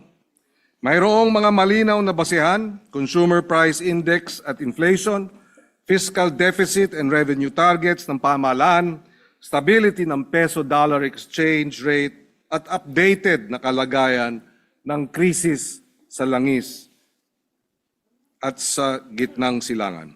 Mayroong transparency, regular ang reporting sa Kongreso, ergo sa taong bayan, ng mga kaganapan at pagtugon sa mga pabago-bagong pangyayari. Kinakailangan din i-break down ng mga oil companies ang actual cost of importation, logistics, at paano papababain o bumababa o saan kukunin yung bawas or paano i-compute rather ang bawas sa excise tax. Dapat alam ng mga kababayan natin yan. Alam nating hindi sapat ang pagsuspindi ng buwis. Kailangan pang palawigin ang fuel vouchers at cash subsidies sa ating mga magsasaka at mangingisda. Hindi sapat yung para lang sa wala pang 25,000 na katao. Kailangan mas maging mapagbantay ang regulators para sa masigurong ang pagbaba ng presyo ng krudo ay nagdudulot ng pagbaba ng presyo ng pagbiyahe at pati na rin ng pagkain. Sa madaling salita, tatlo ang agad-agad na dapat magawa ng ating mga panukala. Pag-aanin ang pasanin ng mga mahihirap nating magsasaka at mangingisda, patatagin ang supply at presyo ng pagkain at bigyan ng sapat na paghinga at tamang insentibo ang ating mga sistema para may tatag ang isang pambansang ekonomiyang may mas sustainable at efficient. Hindi waldas, hindi maaksaya, hindi sinisira ang kalikasan. Ang panukalang ito ay isinusulong ng isang sandigan bilang mapanatiling gumagalaw ang ating sistema ng pagkain habang hinaharap natin ang krisis sa presyo ng langis. Sa huli, ang ating pasya ngayon ay hindi lamang tungkol sa pansamantalang pagsuspindi ng fuel excise tax. Ito ay tungkol sa pagprotekta sa mga nagpapakain sa ating bayan at sa kinabukasan ng bawat hapagkainan ng ating mga kababayan. Maraming salamat at magandang hapon sa kanilang lahat.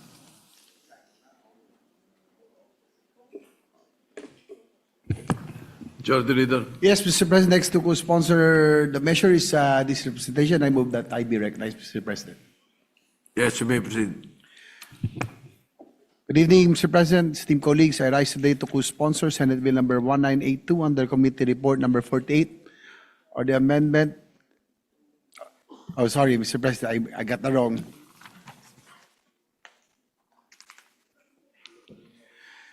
I rise today to co-sponsor Senate Bill number 1982 under Committee Report number 48 or the amendments to Section 148 of the National Internal Revenue Code as amended, allowing the President to suspend or reduce excise tax on petroleum products. Mr. President, the objective of this measure is simple: to bring relief to our fellow citizens, especially the Filipino minimum wage earners and middle class, who will bear the effects of conflicting interests and power showdown in the Middle East. Nais natin na ang kababayan natin ay may masasandala na gobyerno na handa sa mga panahong ito. Sa ginta ng gerang ito na makapangyarihang bansa, ang mga ordinaryong Pilipino ang dehado.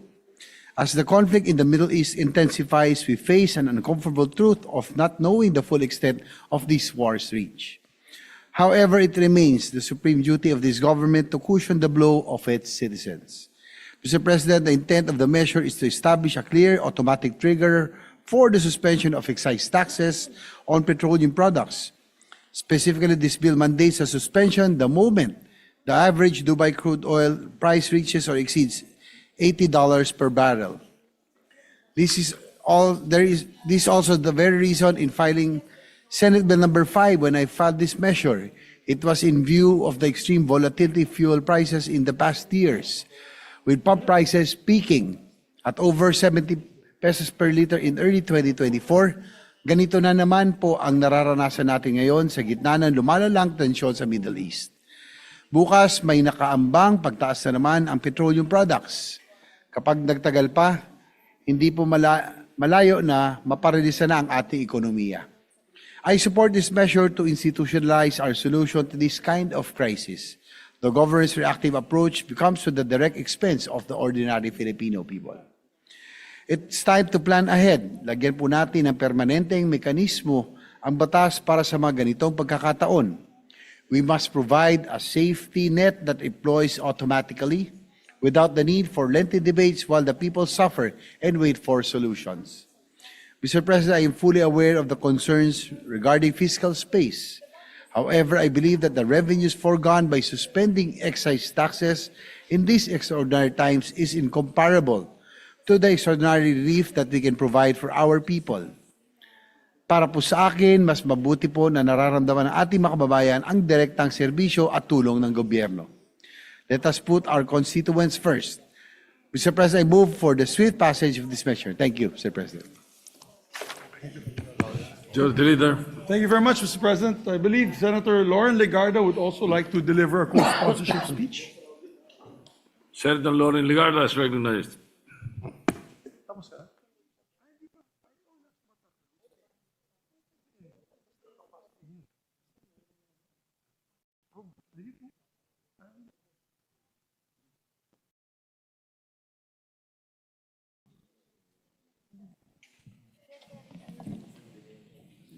Mr. President, distinguished colleagues, I rise today to co-sponsor Senate Bill number 1982, which expressly grants the President to suspend the imposition of fuel excise taxes in times of extraordinary circumstances.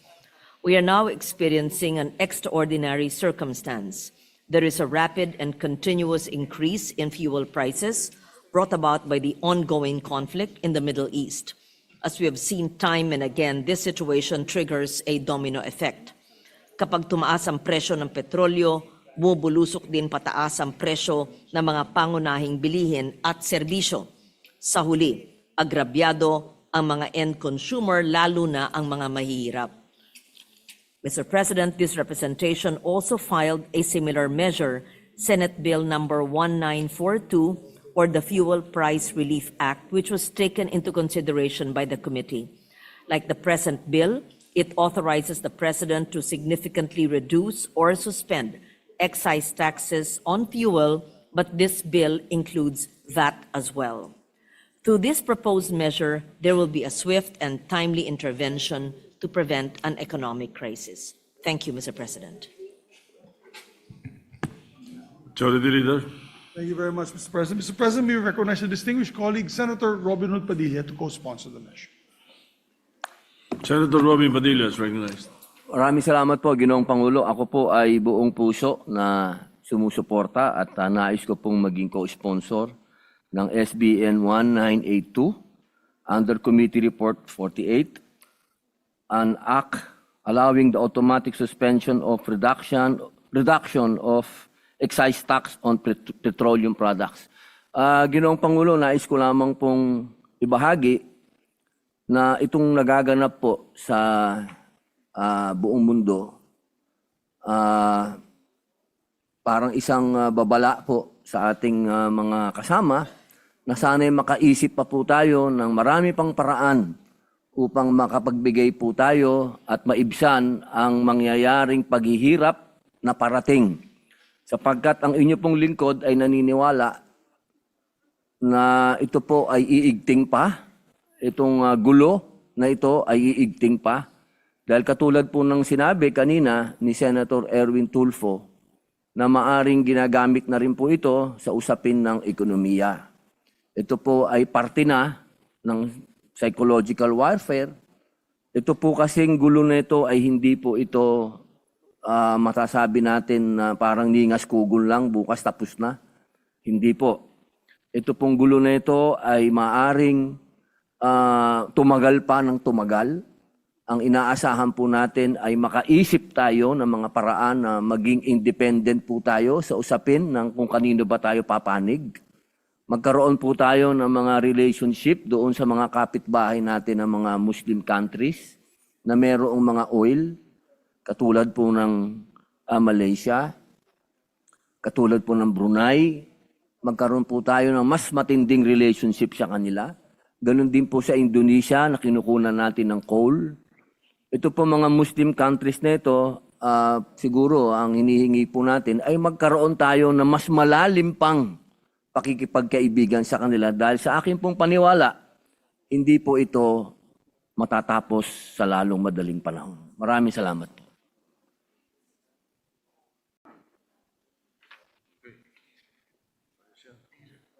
Thank you very much, Mr. Majority President. Leader. Mr. President, just for the record, Senator Go would like to be made a co-author of this measure, as well as Senators Camille Villar and Senator Jingo Estrada would like to be made co-authors of this measure and request that their co-sponsorship speeches be inserted into the record. I so move. So inserted into the record and so recorded the manifestation. Mr. President, to allow our colleagues to study the measure further, move to suspend consideration of the measure. We promise to the lady sponsor that we will put it first item on the agenda tomorrow, Mr. President. All right. Consideration of the measure suspended. Mr. President, I move that we resume consideration of Senate Bill number 1432 under Committee Report number 5. This is the FOI, Freedom of Information, Mr. President, People's Right to Information.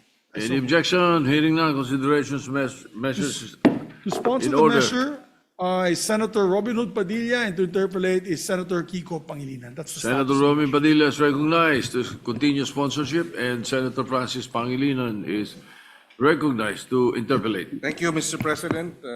May we know if the good sponsor, Senator Robin Hood Padilla, is willing to yield to a few questions, Mr. President? Opo, isa pong karangalan para sa amin ang makatanggap po ng mga paglilinaw at tanong mula po sa bayani ng mga magsasaka.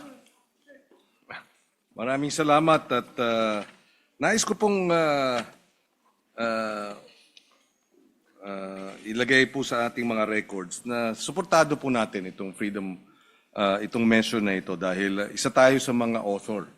In fact, nung 18th Congress, 17th Congress, kasama rin tayo sa mga sumusuporta sa Freedom of Information Bill.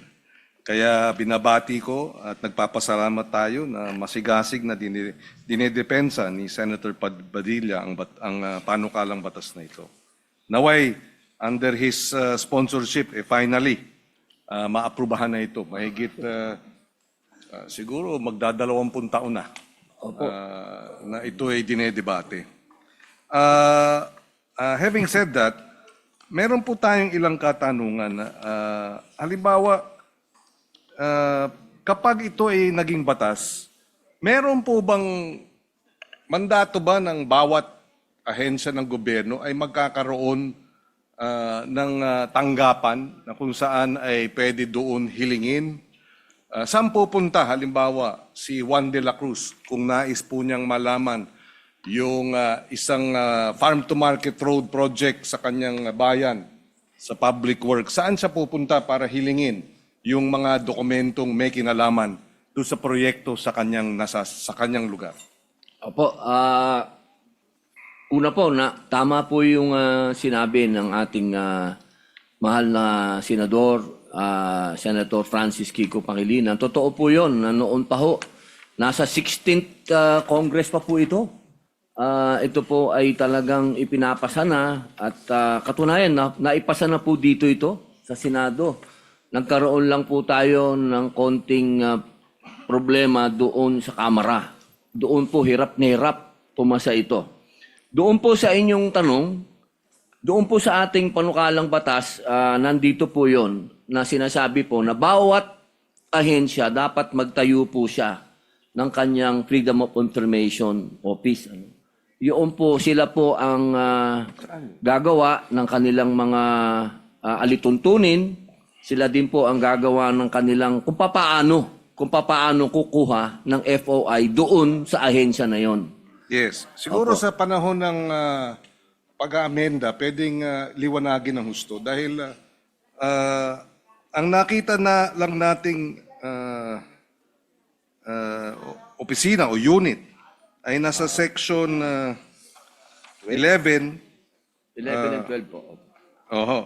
Ito, line 5, page 17, no? The heads of each of the departments and agencies, in fact, nakalagay ito, may designate liaison units or committees who shall coordinate with other units in implementing this act. So baka dapat hindi may, dapat shall. At siguro maaring subject to style, the current Public Information Office or its equivalent in all government entities. Napakaganda po ng inyo pong suggestion. Yaan po gawin na po natin kaagad amendment po yan. Yes, so sa period of amendment, maaari nating imungkahi yung wording. No? Dapat may nakatukoy na ahensya o tanggapan sa loob mismo ng opisina kung saan dadalhin. No?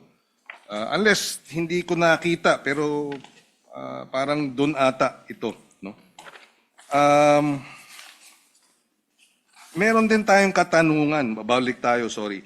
Apo. Medyo tumalon tayo.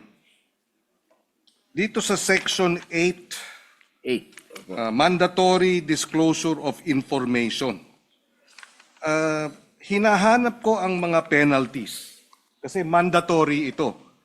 Kung hindi sumunod, parang hindi ko nakita. Dapat siguro sa period of amendments, isama ang hindi pagsunod dito sa Section 8. Unless meron. Ang alam ko kasi... Opo. Meron pong mga Section 21, tsaka po 22. Not to Section 8. Opo, naandyan po. Nakalagay po dyan, administrative offenses and penalties. Nailagay po na dyan. Meron din pong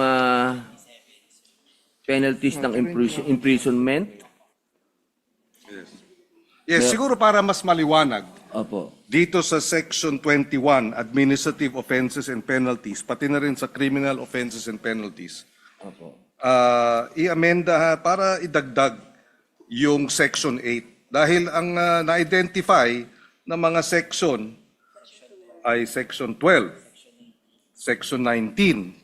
Pero yung mandatory provisions ng Section 8 hindi po nailagay.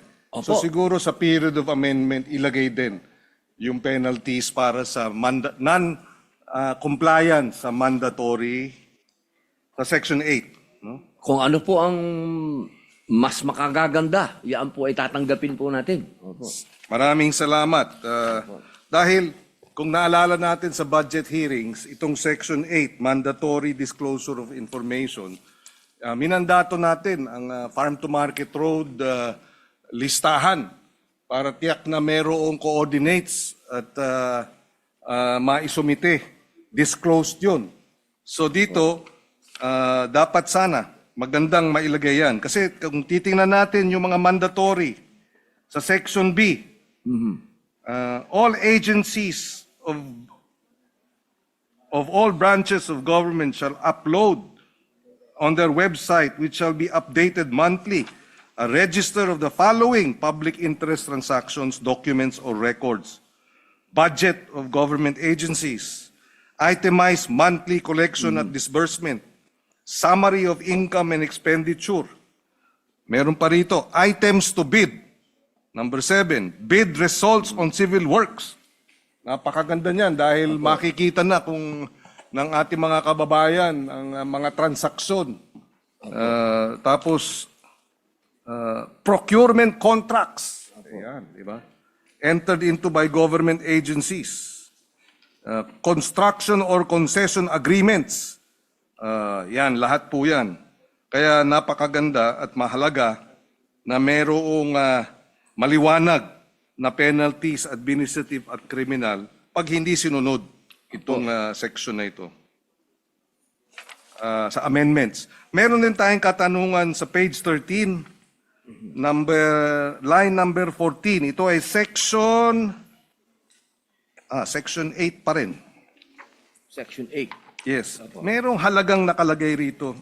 Baka kailangan lang ma-clarify.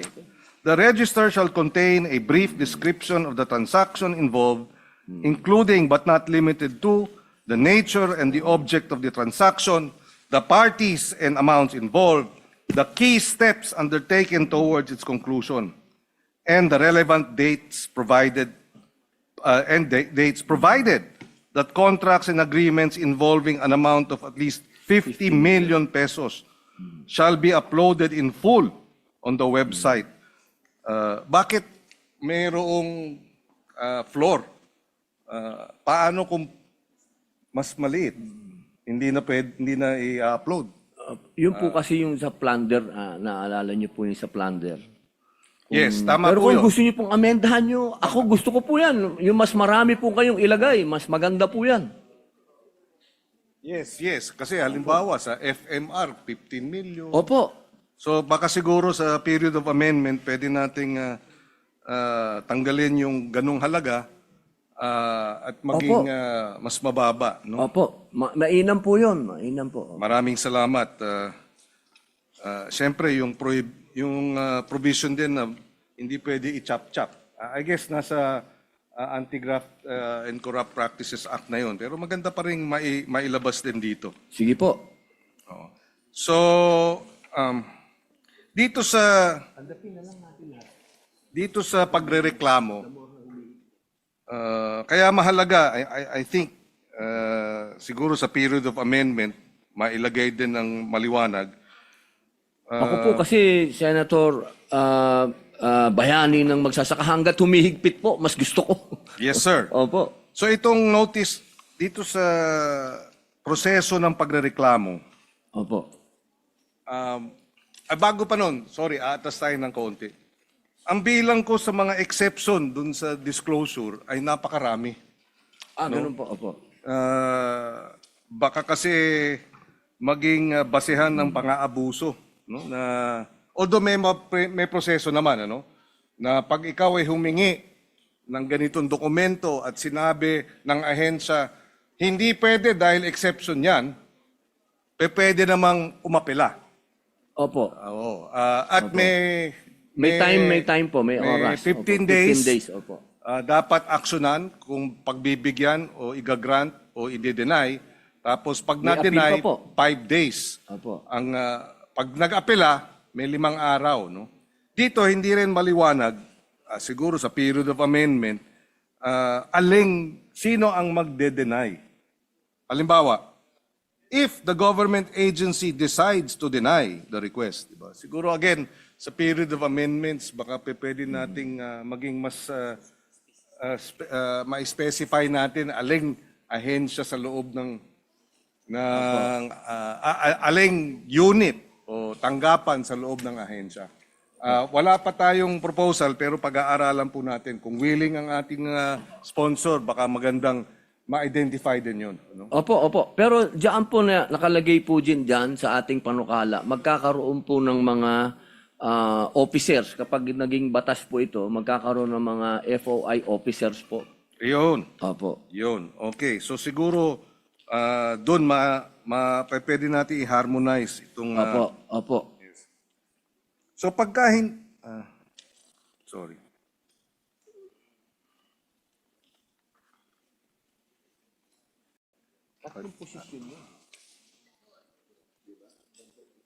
At palagay ko, baka may idadagdag tayong mga requirements dito sa reporting, no, yung mandatory disclosure na ilagay na yung digital portals. Gamitin na natin yung mga special provisions na nilagay natin sa budget ng 2026. Dahil alam naman natin, itong special provisions na ito, pwedeng nandyan sa gaan ng 2026, pwedeng wala na sa gaan ng 2027. Depende yan. Kasi every year natin pinapasa ang panibagong budget. So baka maaring dito ulit sa mandatory Section 8. Sorry, patalon-talon ako dahil yun, sa Section 8, mailagay yung mandatory establishment of dashboards at digital portals ng ating mga ahensya. Sige po. Opo, maganda po yan. Opo. At siguro,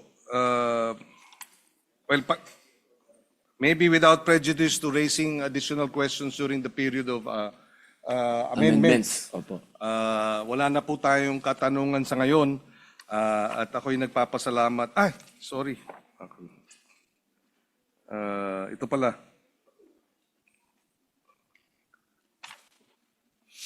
Yung sa System of Incentives, Section 27, Incentives and Rewards, I apologize na nasa ilalim ng aking mga files. May nakalagay na System of Special Incentives and Rewards at given to appropriate government agencies. Siguro kailangan nating alamin sino, unang-una, ang mag-evaluate nitong system of incentives and approve these incentives and rewards. Hindi kasi nailagay sa batas kung sino ang gagawin nito, o sino ang gagawa nito. So, kung baka sa period of amendments, pwede nating mas specify. Pangalawa, yung source ng funding nito, saan manggagaling. Again, sa period of amendments, pwede nating i-introduce ito. Opo. Sa ngayon po, yung PICO, sa ngayon, pero mas maganda po talaga, specify po natin talaga para mas malinaw po. Opo, tama po kayo. Opo. Salamat.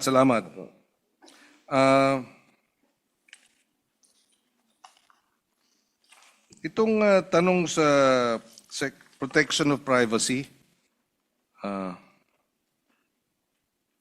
siyempre kinakailangan balansehin yung Data Privacy Act at itong right of access to information. So, ano kaya ang magiging standards or safeguards ng ating mga ahensya ng pamahalaan para ma-determine kung ano nga ba ang pwedeng Although of course may mahabang listahan ng mga exceptions, no? Doon din ang katanungan ko ron, paano natin matitiyak na hindi ito aabusuhin at i-invoke lagi itong mga exceptions at hindi ma-access itong mga impormasyon. That's why I think mahalaga itong nabanggit ninyong PICO para merong tanggapan na may responsibilidad dito. I'm not sure if it will be advisable na yung Public Information Office should also be baka may presensya o ang hindi siguro no yung Department of Information and Communication Technology paano natin titiyakin yan no? But again ito'y palaisipan again we will probably raise these questions additionally pagdating ng period of amendments. Tapos yung DICT bilang government-wide mandate to monitor agency websites, support compliance, prescribe publication standards. Alamin din natin siguro, meron na bang opisina itong DICT para dito o dapat bang mag-establish ng isang opisina o tanggapan under this law? Opo, lahat po kasi ng ahensya dito po sa ating panukala, kailangan po silang gumawa lahat. Bawat opisina ng FOI po. So mas maganda siguro kung sa period of amendments, ma-introduce din natin, may tanggapan ba sa DICT na dapat siyang mag-oversee nitong FOI implementation. No? Meron ba sa ngayon? Wala. We will make sure, sir, na meron po. Yes. Meron. Oh. Pero wala pa ata sa batas. Dahil nga wala pang batas. Opo. So dapat siguro ilagay natin sa batas. So yun na lamang po. Again, without prejudice to raising some clarificatory questions during the period of amendments, we have no further questions. Nais natin pasalamatan ang ating sponsor sa kanyang masigasig na pagsusulong ng ating Freedom of Information measure. Thank you po. Thank you po, sir. Maraming salamat, sir. Salamat po. Mr. President. Yes. Just a very quick Senator manifestation. Joel Villanueva is Yes, Mr. recognized. President. This is just to put my full support to our distinguished colleague, Senator Robin Hood Padilla, for pushing this very important landmark piece of legislation. We have been pushing for this measure for 23 years now, Mr. President. And just to also add to what he mentioned a while ago with regard to the queries of the gentleman from Pampanga, Senator Pangilinan, may mga opisina na po sa iba't ibang ahensya ng pamahalaan na merong ganitong bureau, Mr. President, that tackles and takes care of important information, Mr. President. It's just that, unfortunately, pagka po nanghingi sila at na-deny, hindi po sila makaapila, Mr. President. Wala rin pong time frame, Mr. President. So with this law that we are pushing, with this bill that the gentleman from Nueva Ecija, Senator Padilla, is sponsoring, magkakaroon po ng timelines, meron pong apila, at meron pong talagang tanggapan na titingin ng kanilang mga requests in the name of transparency and accountability. So again, Mr. President, we put our full support in passing this very important piece of legislation, and we thank the gentleman from Nueva Ecija, Senator Robin Hood Padilla, for sponsoring the measure. Thank you, Mr. President. Majority Leader. Thank you very much, Mr. President. And yes, we fully support this measure as well, Mr. President, your Majority Floor Leader. If you can remember, pinasa na rin po natin ito nung 17th Congress, Mr. President. You were also the Senate President at that Yes. time when we passed this, and I was the Majority Floor Leader. I made this a campaign promise. That's correct, Mr. President. So there are no longer any members who wish to interpolate. We close the period of interpolation. Any objection? Hearing none, period of interpolation is closed. Mr. President, we have a few colleagues who want to propose amendments, but they're requesting for it to be done tomorrow. But we can allow the sponsor to do his committee amendments if ever, if he has, Mr. President. So I move to open the period of amendments, Mr. President. Any objection? Hearing none, period of amendments open. Thank you, Mr. President. May we recognize our distinguished sponsor to propose his amendments. Senator Robin Padilla is recognized. Maraming salamat po, Ginoong Pangulo, at sa ating pinunong mayorya. Ito po ang aking mga amenda mula po kay Senadora Risa Ontiveros, bunga ng kanyang interpelasyon noong nakaraang linggo. Babawasan po natin ang mga exemptions sa People's Freedom of Information Act. On page 6, lines 23 to 24 to page 7, lines 1 to 6, delete the entire section 7, subsection D of the exceptions pertaining to matters of human security. Then, re-letter the succeeding subsections accordingly. I so move, Mr. President. So there is no replacement, just deletion. Apo. Any objection? Hearing none, adopted. On page 8, lines 1 to 6, delete the entire section 7, subsection J of the exceptions pertaining to personal and sensitive information, as this is already covered by section 10. Then, re-letter the succeeding subsections accordingly. I Any so objection? move, Mr. President. Any objection? Hearing none, adopted.